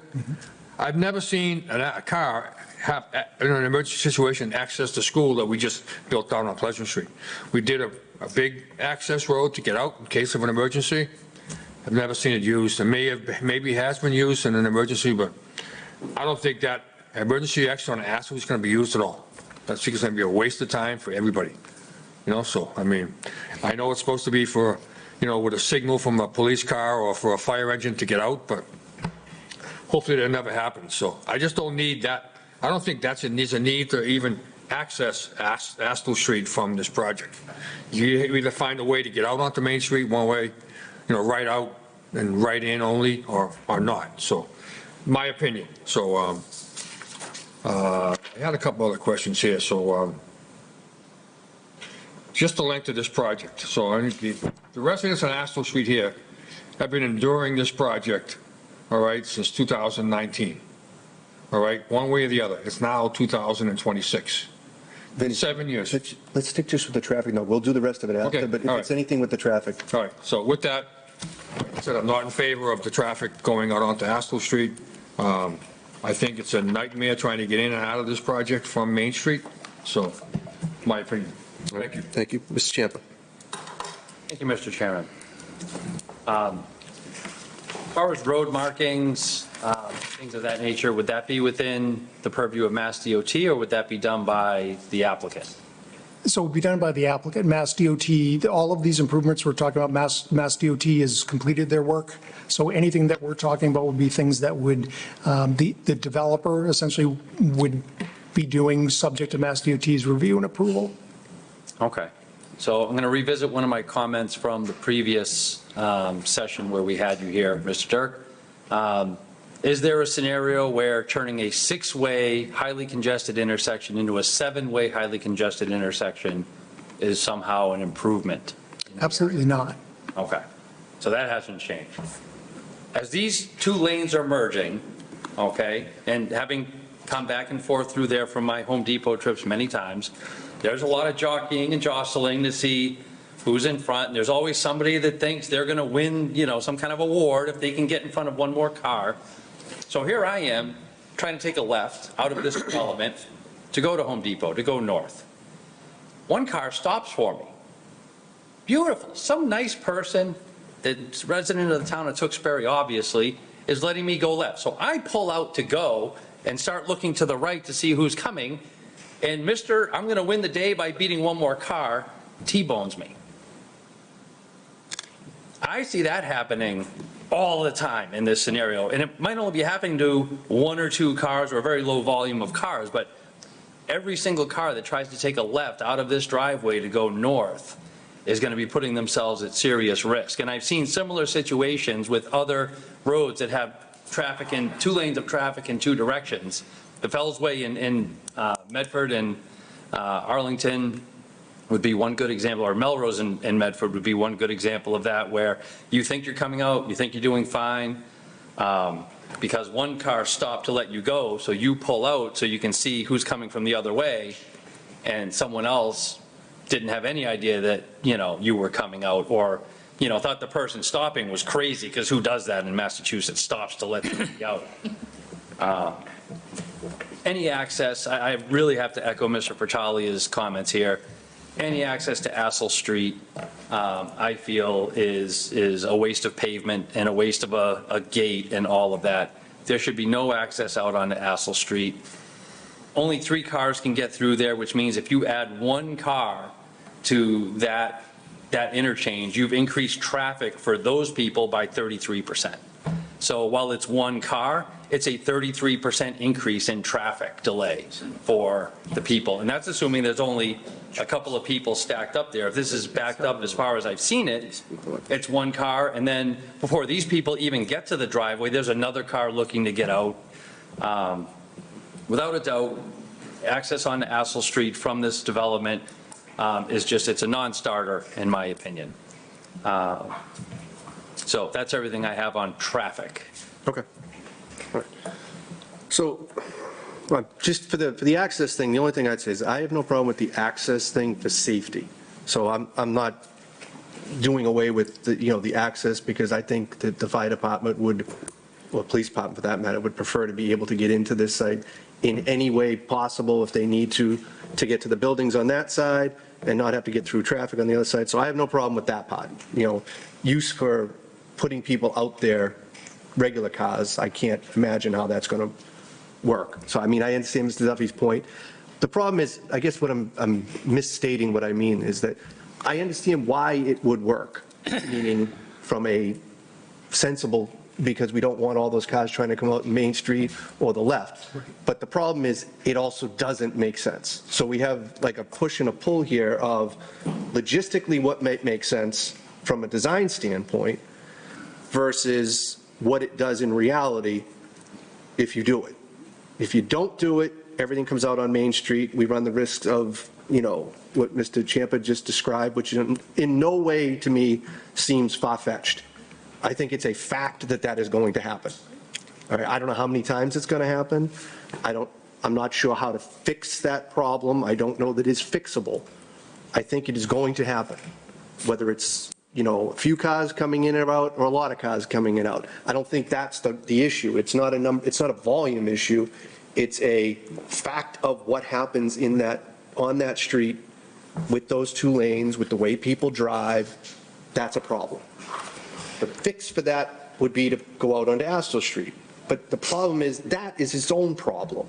Astor Street, the way it lines up with Pike, with the way Pike lines up with Main Street, I don't want to speak badly about whoever designed the roads in Tewksbury at the time that happened. I have to suspect that they may have suffered a head injury because I don't understand how those roads meet like that and come out onto 38. I cannot fathom how someone looked at that on a piece of paper, even in 2D, and didn't see why that was a problem with the way that all lines up. Can't fix that. It is what it is. So dropping cars out there is problematic because there's already a backup and there aren't an enormous amount of cars. It's a fact of that awful design and the fact that everybody has a car now. The design may have created that. I have no idea why it looks like that, but it does.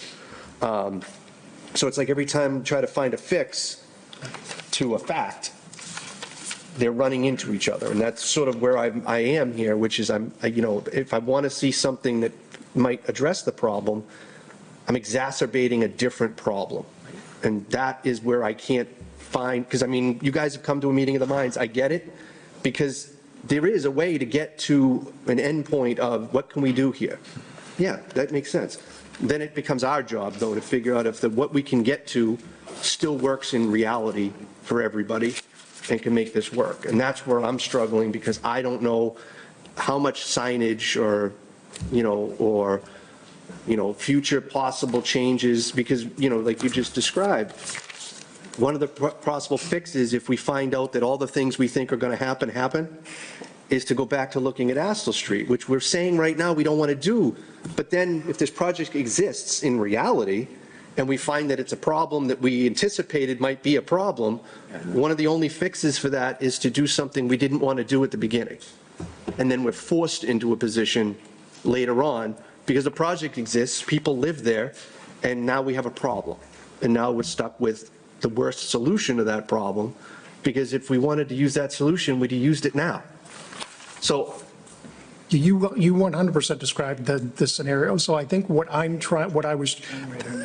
two things. First thing is, I'm never going to come here and tell you that it's okay to do left turns in or out of that driveway. It's never going to happen, because I've seen the scenario. I've worked on projects on the Fells Way. I have a project in Weymouth on Route 18. It's the exact same thing. Exact same scenario. There is no scenario where the Department of Transportation was going to approve a full access driveway because we had an access out the back to a signal. And they said, you're coming out the back of the signal. In fact, the zoning board said, we're never going to approve a full access driveway there. It's the exact same situation. There's too many things going on in this short stretch of road to have all of a sudden an additional conflict happen, multiple conflicts happen at this location. So what I'm trying to present is some scenarios where, to the extent that the board views benefits to this development and thinking that, there's a good development that can occur on this site, how do we access this? And then to your point, how do we protect the town from these situations? And so the idea of keeping the Astor Street access, to the extent that at some point, there's a desirable development on this site that you want to approve, but you want to make sure that you're not having crashes happening out there, severe crashes because of the speed of traffic, that there's an option to say there's a good development here, the access isn't working, so we do something else. But I hear what you're saying, which is we want to do this right the first time. We don't want to be revisiting this when there's a crash out there, because it's too late at that point. So the right in, right out scenario is the scenario where I would be comfortable with having an access out on Main Street. The dynamic of what's going on at this specific location with the speed of traffic and all of the weaving that was discussed. There's weaving of people trying to get over, to get in the left turn lane to go to Walmart. That is happening right in this section of road, once they come through the traffic signal. The same thing's happening in the other direction. There's just a lot of things going on, and irrespective of the volume of traffic, it's not, we're introducing another conflict that doesn't exist there today, and there's a lot going on there today. So I'm trying to lay out that scenario where there's an option for the board if you see a good development on this property that you can approve, but you want to have the ability to have changes happen if they're needed. But I completely understand what you're saying. You want to do it right the first time. So if not to put words in your mouth, but to me, what it sounds like what you're describing is that while you've addressed, a way to give the board a way, when the project itself is being approved, what there is available. Right. But what you aren't saying is the problems are solved, we've come up with solutions, and there are no more problems. That's correct. Because, and it comes down to the Main Street access. If there was a proposal where it was right in, right out only, there's not an issue with that. I mean, that's a standard solution to what happens where you've got these multiple conditions happening, the dynamic that exists right in front of the property. The other solution is, and this is always what the preferred, and this is why the state is waiting to see what happens, because if there's an option to have left turns at a traffic signal, that's where they're made. They're not made at an unsignalized location on a 4-lane roadway, which is essentially what we have here. You never do that. You send the left turns out to the signal. The Astle Street, and this gets back to, I agree with you with delays. This is a scenario where it's not about delays as we're perceiving, it's about safety, and that's the important thing. I'd rather have the delays and have a safer access than have the opposite. But that ultimately becomes the problem, which is in order to create safety, we have to create or exacerbate a problem. Correct. Is that accurate? That's right, 100%. Now, just one other one on yours, because I'm not sure, I'd have to go back and try to figure out, but when we're talking about the signage that could be out there on 38, and if it's in there already, I apologize for asking you about it, but there's a version of those signs where it will tell you a vehicle is exiting, correct? Correct. Is that one of the ones that's being proposed? No, not at this time. So that would be something where you were talking about exiting the development, so you'd put a sensor. Basically, as a car's coming down to the driveway, that it would set off something that someone on 38 that was coming would see, a car entering road, or I don't know what it would be, but something that it would get your attention to know that a car is about to try to come out. And ideally, I would suspect you'd really only want that to go off if a car was in this scenario, the one that was going to take the left. You don't need to do that when the car is going to be taking the right. You're on your own. Right. But if someone was going to take the left, that's the one that people need to be worried about. Is that the kind of signal that could be done in any way that would be, I know it wouldn't solve the issue, but I'm saying, is that an option, do you think? So that's the issue with that. So it's not really a standard installation. Would you see those in an urban environment when there's vehicles exiting garages where the pedestrians just don't know that there's a vehicle coming out? Because the infrastructure, it's on state highway, I don't think the department, I've never seen that on a state highway anywhere. And the state. The fire station? We have, I'm sure. So we don't have one of those, but when you are going on 38 towards Lowell, there is one when you're going over the crest, when you have Town Fair Tire down low and you can't see the signal when you're going over the bridge. There is one that says signal ahead, and it'll illuminate red when it's on. And then for the fire department, they have the flashing yellows when they're exiting the garage. Right, but the one I'm describing is what you would just tell me, which is the one that tells you, gives you some sort of vehicle notice. Like I said, I mean, it's not going to solve, I'm just thinking, was that one of the ones that was being considered? No, and only because that's not an application that's used on state highways. The premise is, because the premise is always that if that's not functioning, do we have an unsafe condition? And that the condition shouldn't be dependent on that sign. Yeah, and in my case, it would be more of a belt and suspenders thing, not the determining factor. Like I said, I knew there was going to be some signage discussed. I just didn't know if that was one of the options being considered, and if not, what likely, but as you've just described, being a state highway, that would pose its own issue. Yeah, because the state would own and maintain it, and they don't have such installations. They just don't have something like that. Okay. All right. So do you guys have anything to do with the traffic, or do you want to move on?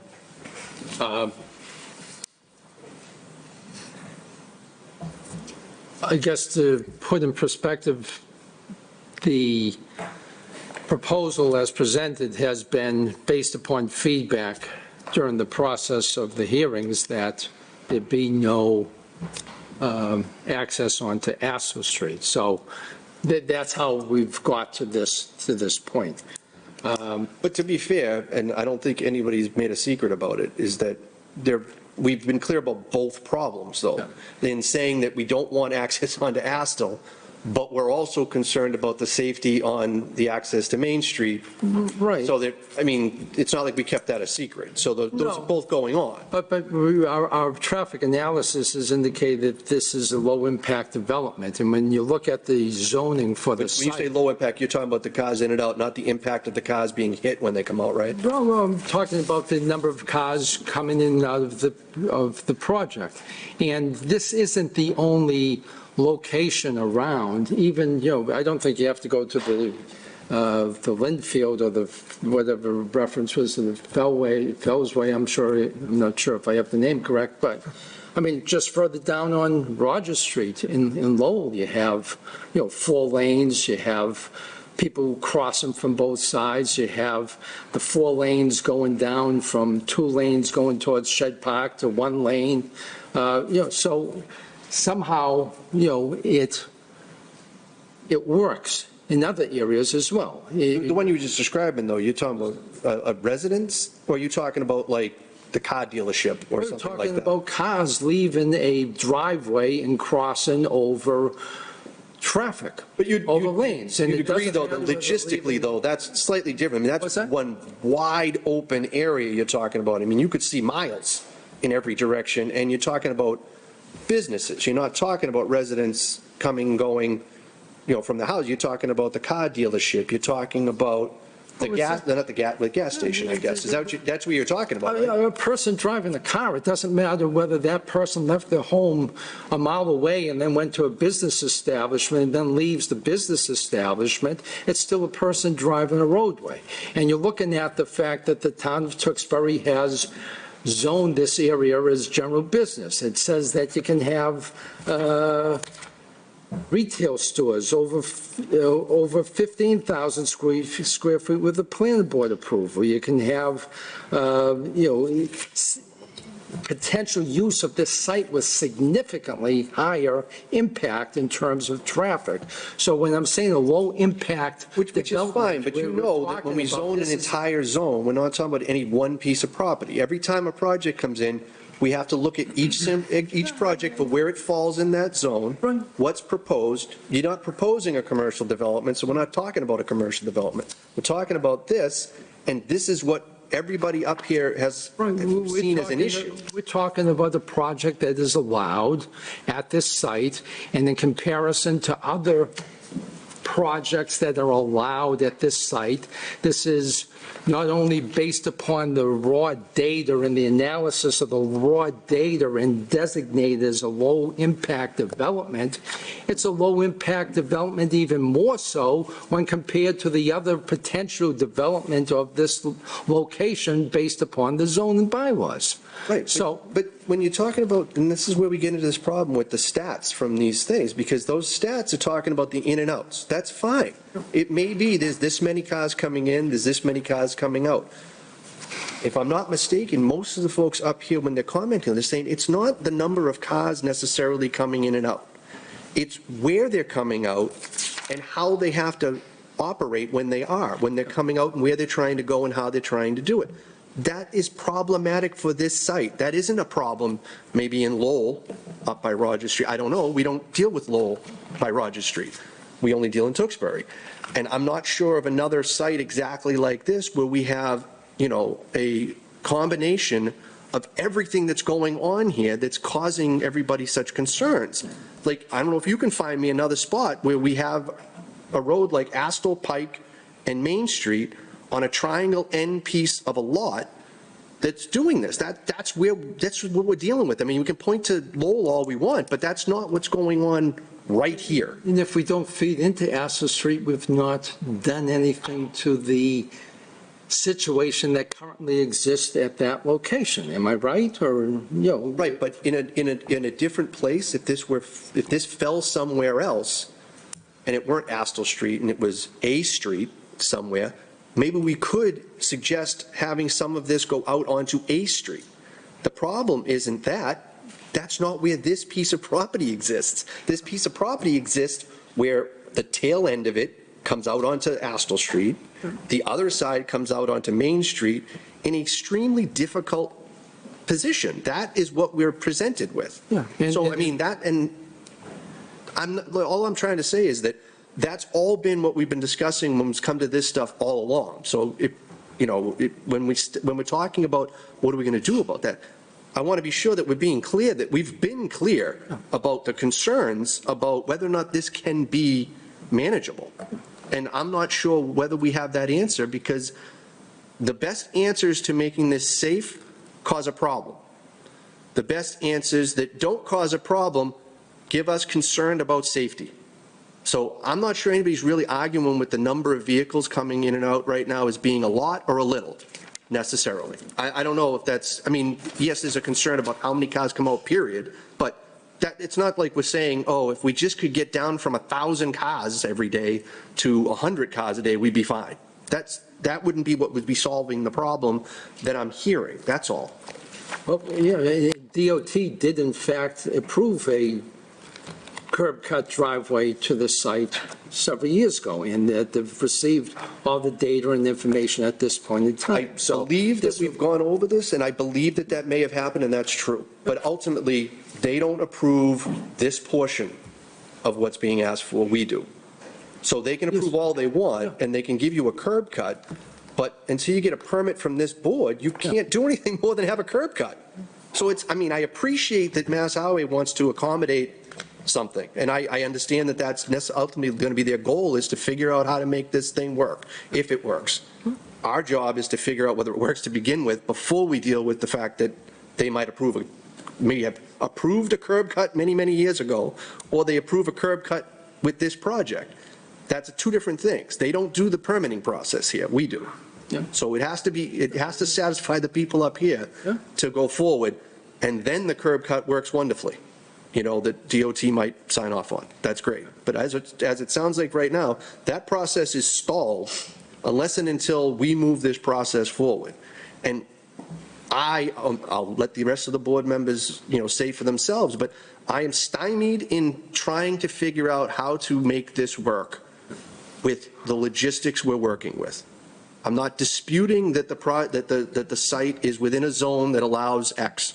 That's not what I'm disputing. I'm disputing that this project, as presented in this place at this time, is giving me problems. And I don't know how to fix them, and I've yet to see a fix that works for me at this point. I won't speak for everybody else. That's all. I don't know what else to do with that other than to tell you that. I don't know. Well, again, we've agreed to all the remediation proposals by Mr. Dirk, and, if in fact the board then says, okay, now we think that the best avenue is not to shut off Astor Street completely, then we need that determination from the board. All right, well, we'll come back around to that one. Let's move on to the next portion, and that way we can get to resident comments too, because I don't want to back everybody up. So beyond traffic, is there anything else that you're looking to discuss this evening? I think that we have addressed everything else. There was the sidewalk reconfiguration to allow for the handicapped access from the site down to Main Street. And other than that, I think we've addressed every question or issue that's come up. Ms. Lauder, does that sound right to you? That they're pretty much squared away with the rest of the departments? The last letter that we have from our peer review engineer handling the stormwater and site civil review is from August 27th, 2025. And apologies, I've not looked at this letter in quite a bit, but looking at it right now, it doesn't appear that all of the comments are completely resolved. So. But that's dated, right? Have you guys been in touch with our engineer? You said it's from August, right? This is from August 27th, but that was around the time that the conversation kind of pivoted to be more dedicated towards traffic, so we haven't really talked about. Okay, so then that's my question. Have you guys spoken with them since August and squared more things away, or do you think you might still have some things outstanding? From their perspective, maybe not. The one outstanding item was the handicapped sidewalk, which we incorporated into the design. Okay. That can't be the only thing on there, Let's right? review that, right? If the board wants to go through that letter right now, that's fine, but I don't know if it would necessarily be a good use of time. I think, No, at this point, whatever they've submitted, let's get it over to the engineer. so there wasn't a response letter to that letter. That's what I'm There's saying. been- there's So been site let's plan get them the thing on the handicap access and make sure that they're squared away with whatever else if you haven't had to change anything else, that's fine, but let's just get that over so that they've seen that. Even if that's the only comment they had, they still should have seen it by now to know that you've addressed it, right?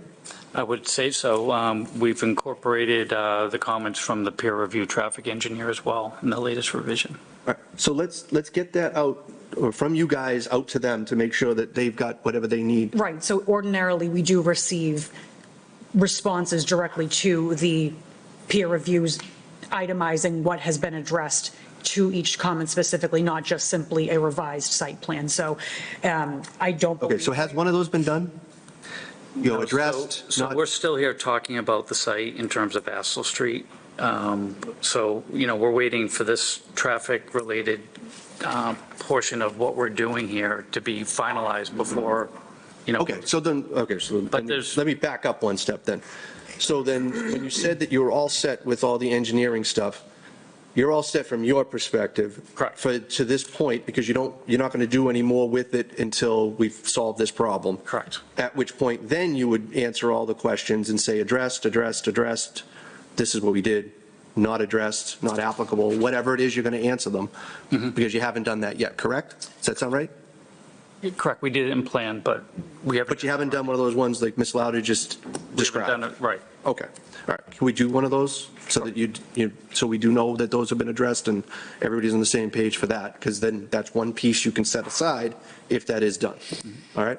So, Mr. Chairman, on that subject, I'd like to ask, I know you submitted an updated site plan for tonight's meeting, right? But, I looked at it and I had a very difficult time trying to figure out what the update was, if any.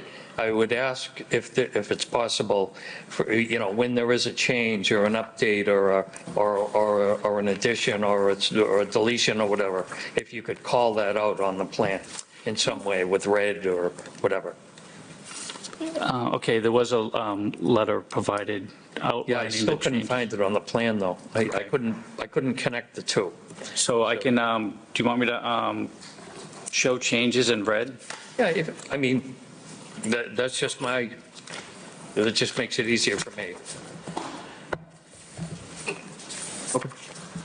All right. Does anybody have, we didn't get too far on the engineering, but does anybody have any comment on the engineering? I'm not sure if it's overly productive at this point. Engineering, I had asked about what kind of lighting would be on the sidewalk that goes down along the driveway to 38.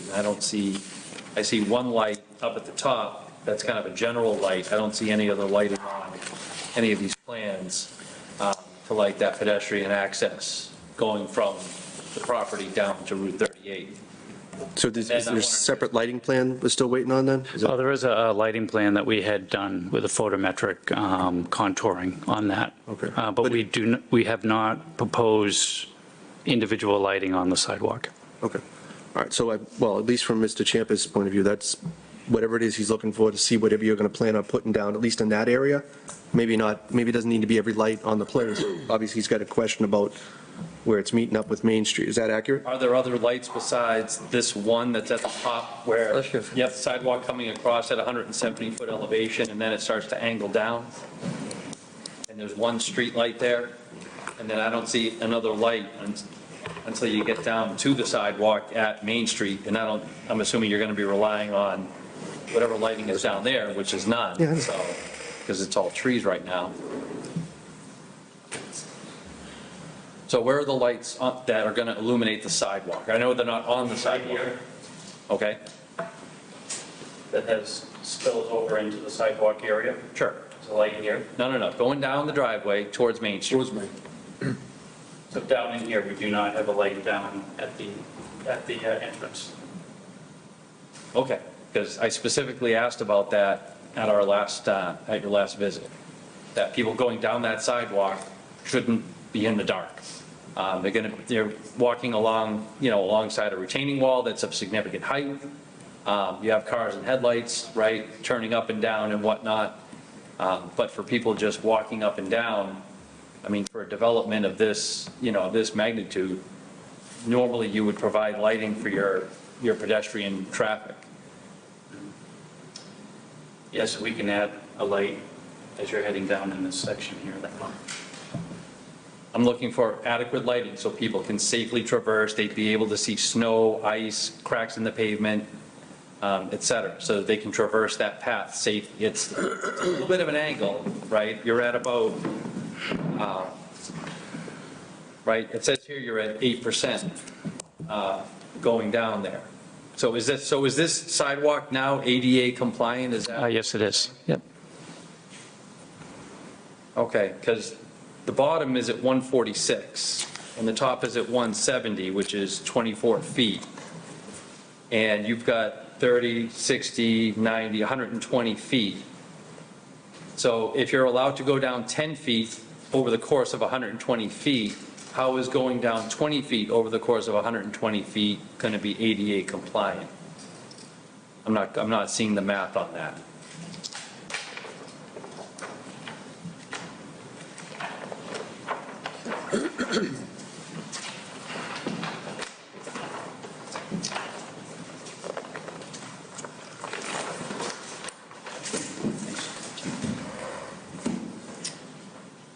So there is an additional ramp structure here that also helps you get down to this sidewalk, which was necessary in order for this to be fully handicap compliant. This sidewalk is fully handicap compliant, as well as the crossover to get into the building and the crossover to get into the building. Okay, so you're saying to me, this section of sidewalk is handicap compliant? Correct. Okay. Because again, correct me if I'm wrong, I see a grade elevation of 170 feet at the top of that sidewalk. Right here at the elbow. Right here at the elbow, it says 170 feet.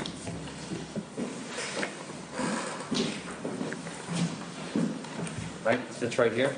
That's 170 feet? That's elevation 170, Okay.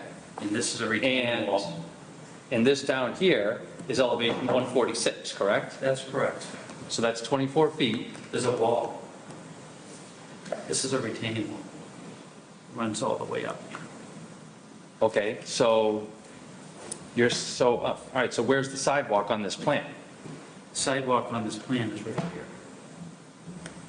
So it's on the other side of the retaining wall. It's on the inside of the retaining wall. So The retaining this wall stuff- is holding back the soil behind it.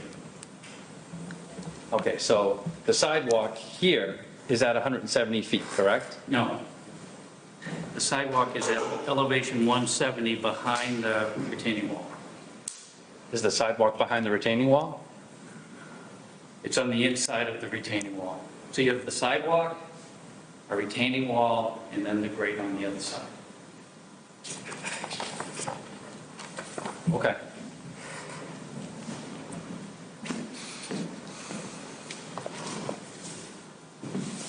All right, I think I understand it now, Mr. Chairman. Okay, very good, thank you. Thank you for the clarification.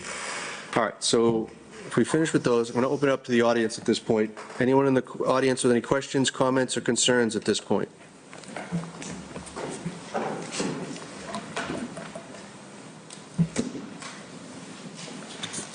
Good evening, Ralph Bliss, 249 Arsenal Street. I want to express my appreciation to the board for continuing to address some of the concerns that the residents of Arsenal Street have raised, in particular the traffic. Couple of questions. A number of times, and I don't know if I've missed it, but I believe a number of times we have requested, the board has requested a view, an elevation view of this proposal as it would appear to residents and neighbors coming out of Astle Street facing the buildings.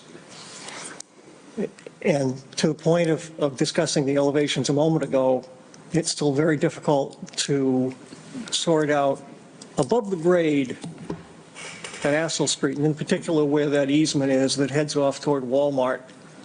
How tall is that building above the grade? Because I've tried to go through it a couple of times in the past, and I kind of gave up.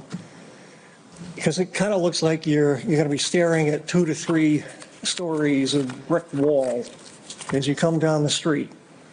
And it's, at one point, you're only about 40 feet away. And that may sound like a lot, but that's less than the width of your stage. That's not a hell of a lot. You got to have your sunlight blocked, daylight blocked by the immediate residents. And at one point, the corner of one of those buildings is only about 16 feet away from the property line. I don't know how you manage all that. It's a little bit on the north side.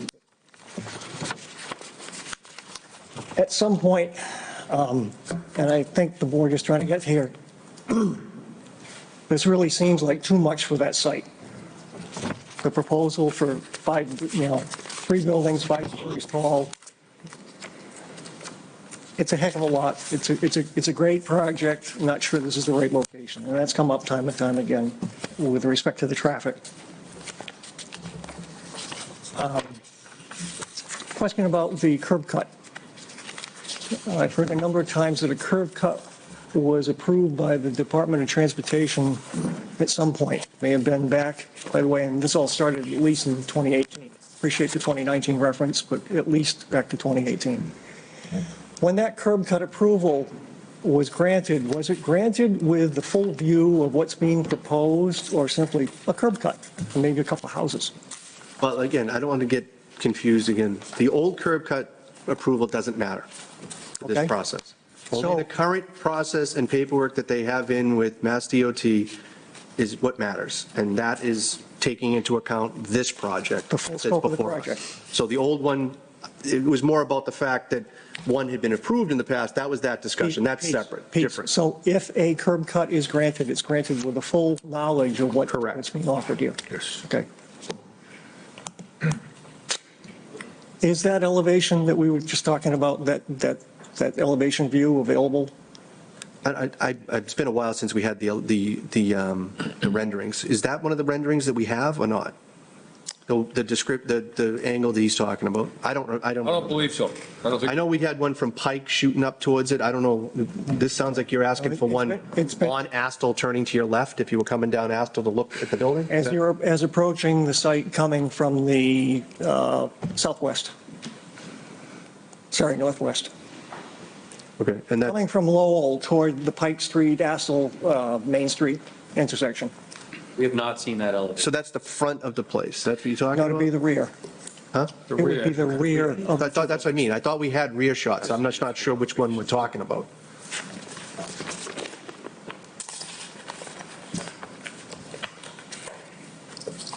I know it was requested, and I think Mr. Ciampa did a much better job articulating the view that we were trying to get. So we were asked to do 3 perspective elevations. One was coming up Astle Street to look at the site. One was at either side. One was across the street, looking at it from the intersection from the Waffle House. And the other was coming up to the site from the Pike-Astle intersection. Okay. I believe if the minutes captured it, it was a request by Mr. Ciampa. For another view? Beyond those? What I was looking for was from the driveway of the residence that would be just off the upper quarter of the page there, heading south. Toward the intersection. Towards the intersection. So you're looking for one taken from here across? It would be the opposite of that upper left, yes. Okay, so from this side of the street, this way? Yes. Okay. Okay. So that's the request. I don't know if you guys can generate it, but basically you're talking about taking it from the driveway of the neighbor across the street. It's going to be straight a out the version, building. it's going to be a version of that. That picture. That That's picture right pretty there. much, yeah, Yeah. that's kind of what I was getting at. I'm not sure it's going to change much from that picture, though. You're just going to move up the street a little bit. Yeah, because, I'm sorry, Mr. Chairman. I just wanted to add that there's vegetation that shows on our site plan that's existing as you come from Astle towards the rear of the site. Okay. So Well, I mean, if you can generate it, and we'll try to get back, but I mean, continue, I'm sorry. Yeah, no, I appreciate the clarification. Am I correct that if the planning board provides whatever endorsement, I won't call it approval, but endorsement for the plan to go forward, it then goes to the select board, to the selectmen? No. Nope. We have absolutely no role whatsoever in this. None. So. We're it. You're it. We're it. So in 2018, or 2019, when this first came up for the 75-unit plan, You're confusing things. You're talking about a potential 40B project, which is something completely different, in which case the planning board does get X'd out of such a thing, wisely or unwisely, but we aren't part of it when it's a 40B project. That is not what's being proposed here. Okay. Those are two drastically different things. got it. Thank you. Appreciate your time. All right. Anyone else? Keep at it, that's all I request. Anyone else with any questions, comments, or concerns?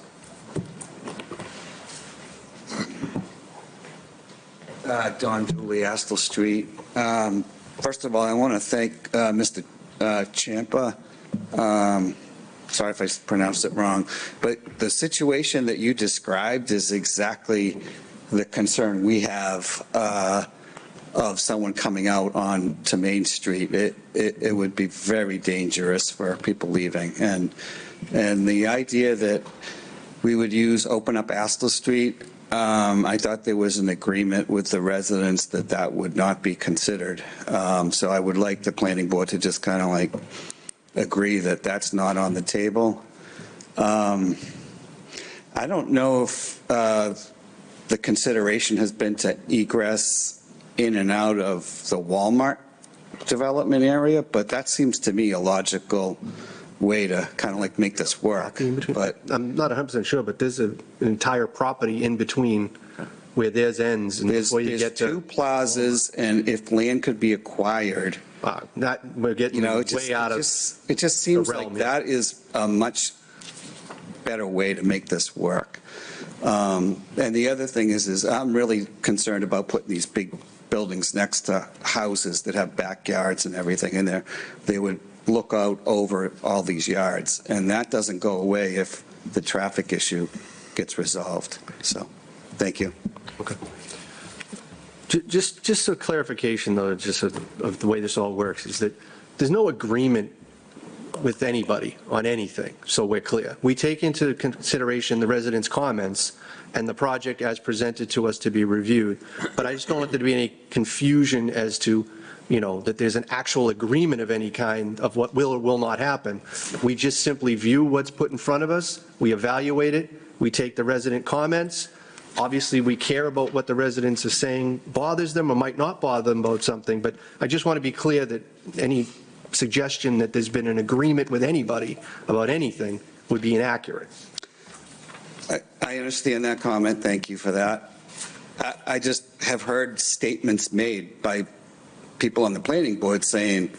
Right, but those are two different things. That might be our view of the So project. you're saying that that's subject to change then? If someone, when the planning board says this is off the table, you're saying that that can be changed? Well, only if that member were changing their mind. All I'm saying is that you've made it sound like there's an agreement. An agreement is something completely different than the opinions of the people on the board of what they would like or not. Let me clarify. If we hear a planning board member say this is off the table, you're saying that that can be put on the table?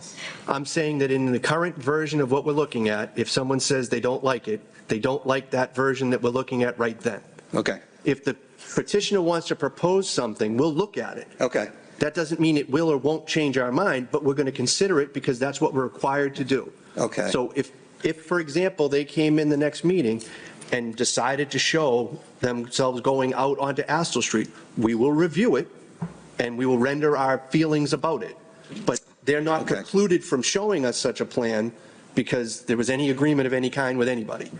We've expressed our feelings about it. So given they that, are free to do what they like. And given that the residents of Astor Street and the area are big stakeholders to what goes on here, when is this decision going to be made? Because it seems like, we keep going, pushing it off, and I don't see resolution of the issues. And at some point, I'm not going to be able to make a meeting, and I'd like to be able to. Well, I appreciate that, but at the same time, there is a push and a pull to that. At some point, yeah, we're going to have to make a final decision. Do you have an idea what that point will be? Not necessarily, because while you have rights to come in and speak and render your opinions, the petitioners also have the right to give us revised plans, revised whatever, to try and make the project work to get the board to a place where they're okay with what's being presented. Will there be a deadline? Are we working with There's no absolute deadline. time deadline, if that's what you're asking. We've had projects go on for years before we came to a final decision. A lot of it comes down to if they're still making proposals and trying to address the concerns, we have to give them the ability to do so without cutting them off. Because that's what we have to do. So if they want to come back with new proposals, we'll look at them. If they have some tweak that they want to bring in, then we're going to look at it. At some point, they may exhaust their ability to try to address concerns or whatever, at which point, yeah, we're going to come to a point where between the petitioner and the board, we're going to find a way to get to an end point.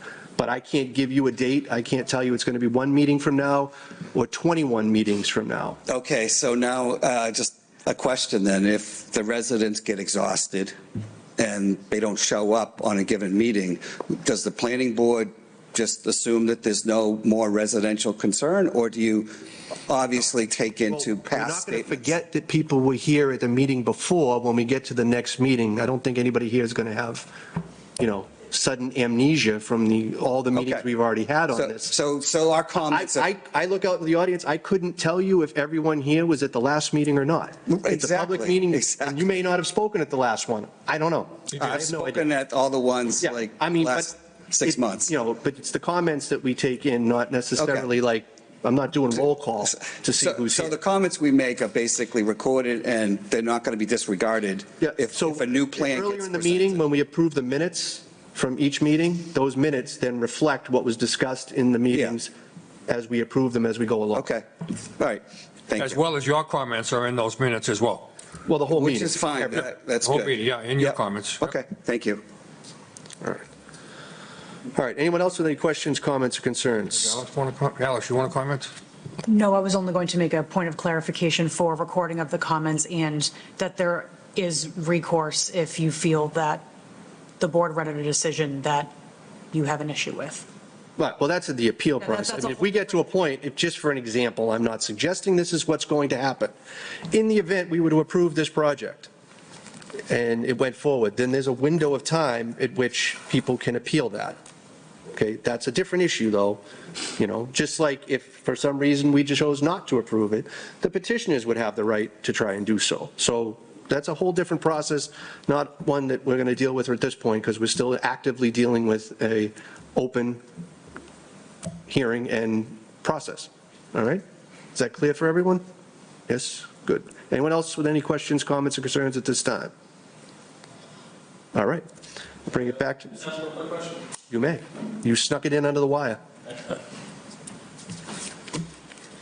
Sorry, I don't want to echo everything everyone else says. I pretty much agreed with, but I just need your name and your address first. my name is Mark Karan. I live at 19 Littlefield Ave, directly across the street from the project. My main concern, other than the traffic, of course, is probably more of a individual issue, but I work as a physician primarily overnight. I'm just not sure the noise level that's anticipated from this because I sleep mostly all day, every day, and I'm just not sure if I still would be able to live in the house I live in directly across the street. from the They'd be project. subject to the same noise requirements as everybody else in town. Okay. So, I don't know any other way to describe it. I don't know if there's any kind of noise It's a cancellation residential goes on. project, Yeah, Mr. which Chairman. fall under the same rules as any, just like your house, and how much noise can come out of your house. Well, I don't have heavy machinery here operating all day, every day, but Are you talking about during construction? During construction Oh, I'm is what sorry. I'm I thought you were talking about like once it existed. no. Same thing. There are rules for that. So Okay. times that it can operate and whatnot. So, Yeah. okay. All right. Anyone else? Questions, comments, or concerns? This time I mean it when I say it. All right. All right. Hearing none, I'll bring it back to the board. Does the board have any further comments on either resident comments or anything else that they want to do at this point? All set. What else? I'm all set. I have one question. I know for actual driveways and parking lots, there was a comment that you have to have a space at the end that's the width of a parking space for people to come out and be able to turn out. Does that not apply for the parking that's under the building? So the people that are in the two furthest spots are basically up against a wall. So if someone pulls nose first into that spot, they're really not going to have a way to come out and do a three-point turn. And I'm just asking the question. I don't know if under the building, if that counts the same as a driveway or open parking system. It's the same requirement. That's maneuvering irrespective of where it is. You need that little space to be able to get your car out. So if you built the wall right against the edge, you couldn't get out. To your point, you could not get out of those spaces.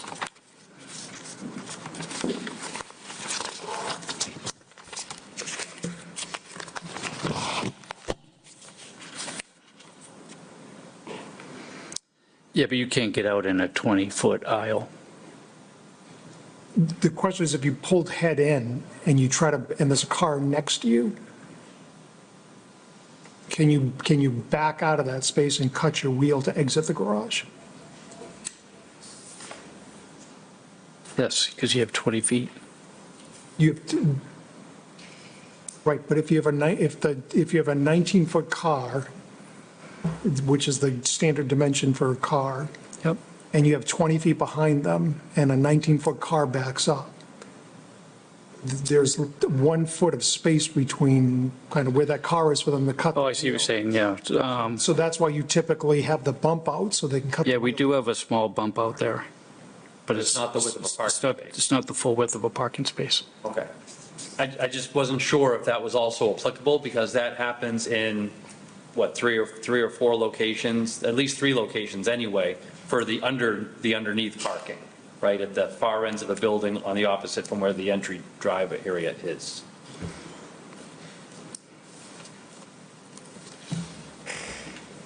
Okay, good. That was it, just wanted to bring it up, because if that's a requirement, again, save you a trip from it being pointed out at the next meeting instead of this meeting.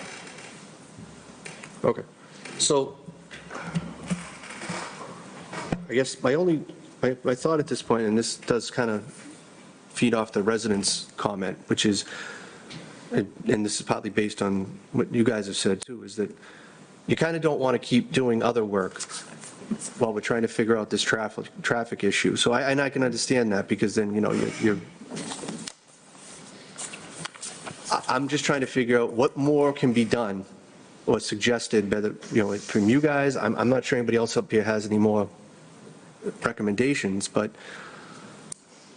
if we can't get by that issue or find a way to address it, then we do start to come into a question of what are we doing? Like, what do we do next? You know, obviously I want to give you guys, you know, every opportunity to address the board's concern, but board's concerns. But I am starting to see a loop here of, I'm not sure what's left that can address it. And if there isn't anything more to suggest from your end, and we're at a logjam, then that becomes, you know, sort of a point in which we have to decide what we're doing. Because, I mean, you can bring in all the engineering comments and whatnot, like we said, but if we can't get by this, then I can understand why you wouldn't want to keep moving forward with those pieces. So I'm not sure, you know, where we go with that at this point. I mean, I'll leave it to you guys to be creative in any way you want. You know, I'm not going to cut you off of it, but it does feel like we're at a log jam, because I don't hear a lot of support for going out onto Astle Street. At the same time, I also don't hear a lot of, warm and fuzzy feelings about the configuration as it is on the Main Street. And I know that's a problem, but it is a problem. So I don't know what to do to move that process forward. Otherwise, we're going to keep having the same discussion meeting after meeting. So I put it to you guys, if there's something else that you think you can propose or not, that's up to you guys. I'm not putting you on the spot now to give that answer. I'm just saying of what's here in front of us right now, and I can poll it if you want, but I mean, I think the comments sort of speak for themselves in that, we need four on this one, right? 4? Yes. Yeah.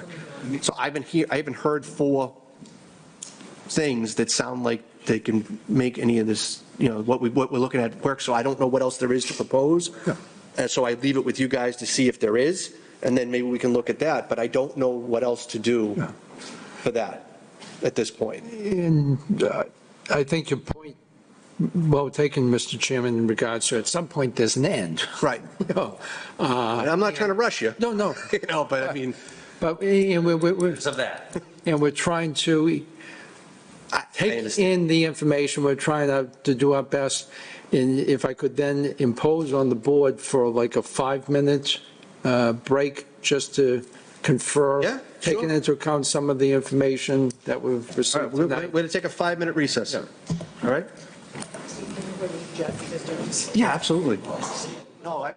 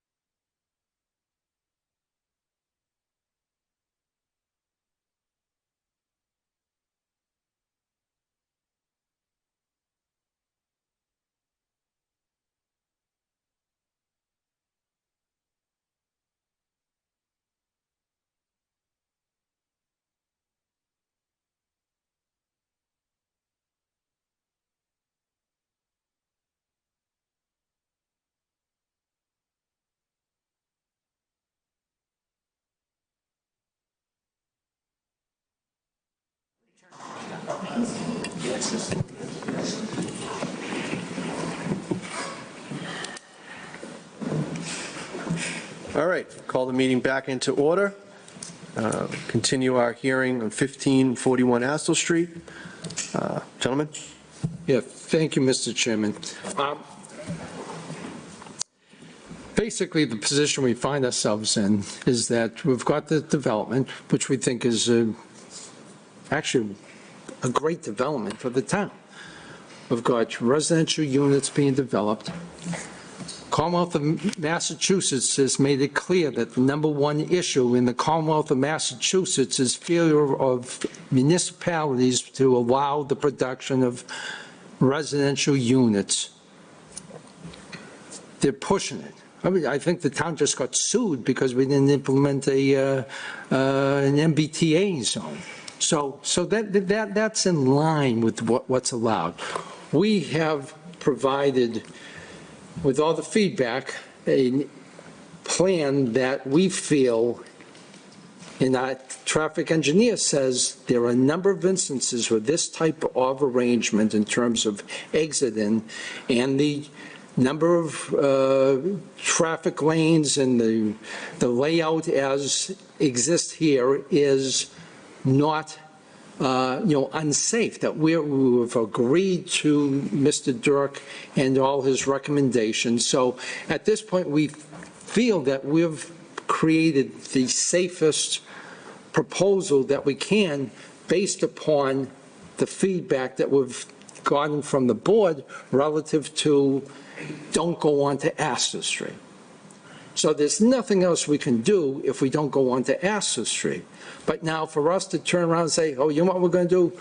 We're going to prepare a plan showing us coming on to Astor Street. That makes no sense for us if no one is in agreement for it. So basically, we need to know whether in fact, because I think the only thing we can do, short of what we've done, and the agreement to incorporate all the remediation measures to address the concerns of your traffic consultant, is to alter it to utilize Astor Street, but we need direction from you. Like I say, we don't want to waste our time or your time either coming back and say, well, here we go with Astor Street because now we think this will be better. And then you say, why the heck did you do that? We're not going to let you go on to Astor Street. So, again, we're ready to do the final letter with the engineering department, and, we've, I think, addressed every issue that we can address at this point in time. But, again, as you indicated, Mr. Chairman, at some point, there's an end. Right. At some point, we've done all we can, and then we leave it on to you. And our submittal to you is basically, look, this is a very good proposal. This is a low-impact use of the site. This is a significant reduction in potential utilization of this area, these premises, in comparison to what is allowed at this site under the current zoning. It's going to be residential units, it's going to be 55 and older, and the applicant has also indicated that he's going to, even though not required, 10%, 9 units would be for affordable housing, so that there wouldn't be any negative impact upon the town's affordable housing, quota. So basically, we're ready to finalize. I think, all we can do is say, we agree with your consultant, we'll do all this remediation, and we think that it is that it is going to be a safe, use in terms of ingress and egress from the property. We're going to be subject to DOT. DOT has to also agree, but we haven't got any negative feedback from it. We've already submitted all this. Again, that's something to put in context also. This isn't something where DOT at this time saying, oh, we're going to wait for the planning board to render their decision before we render our final decision, according to what Mr. Dirk indicated.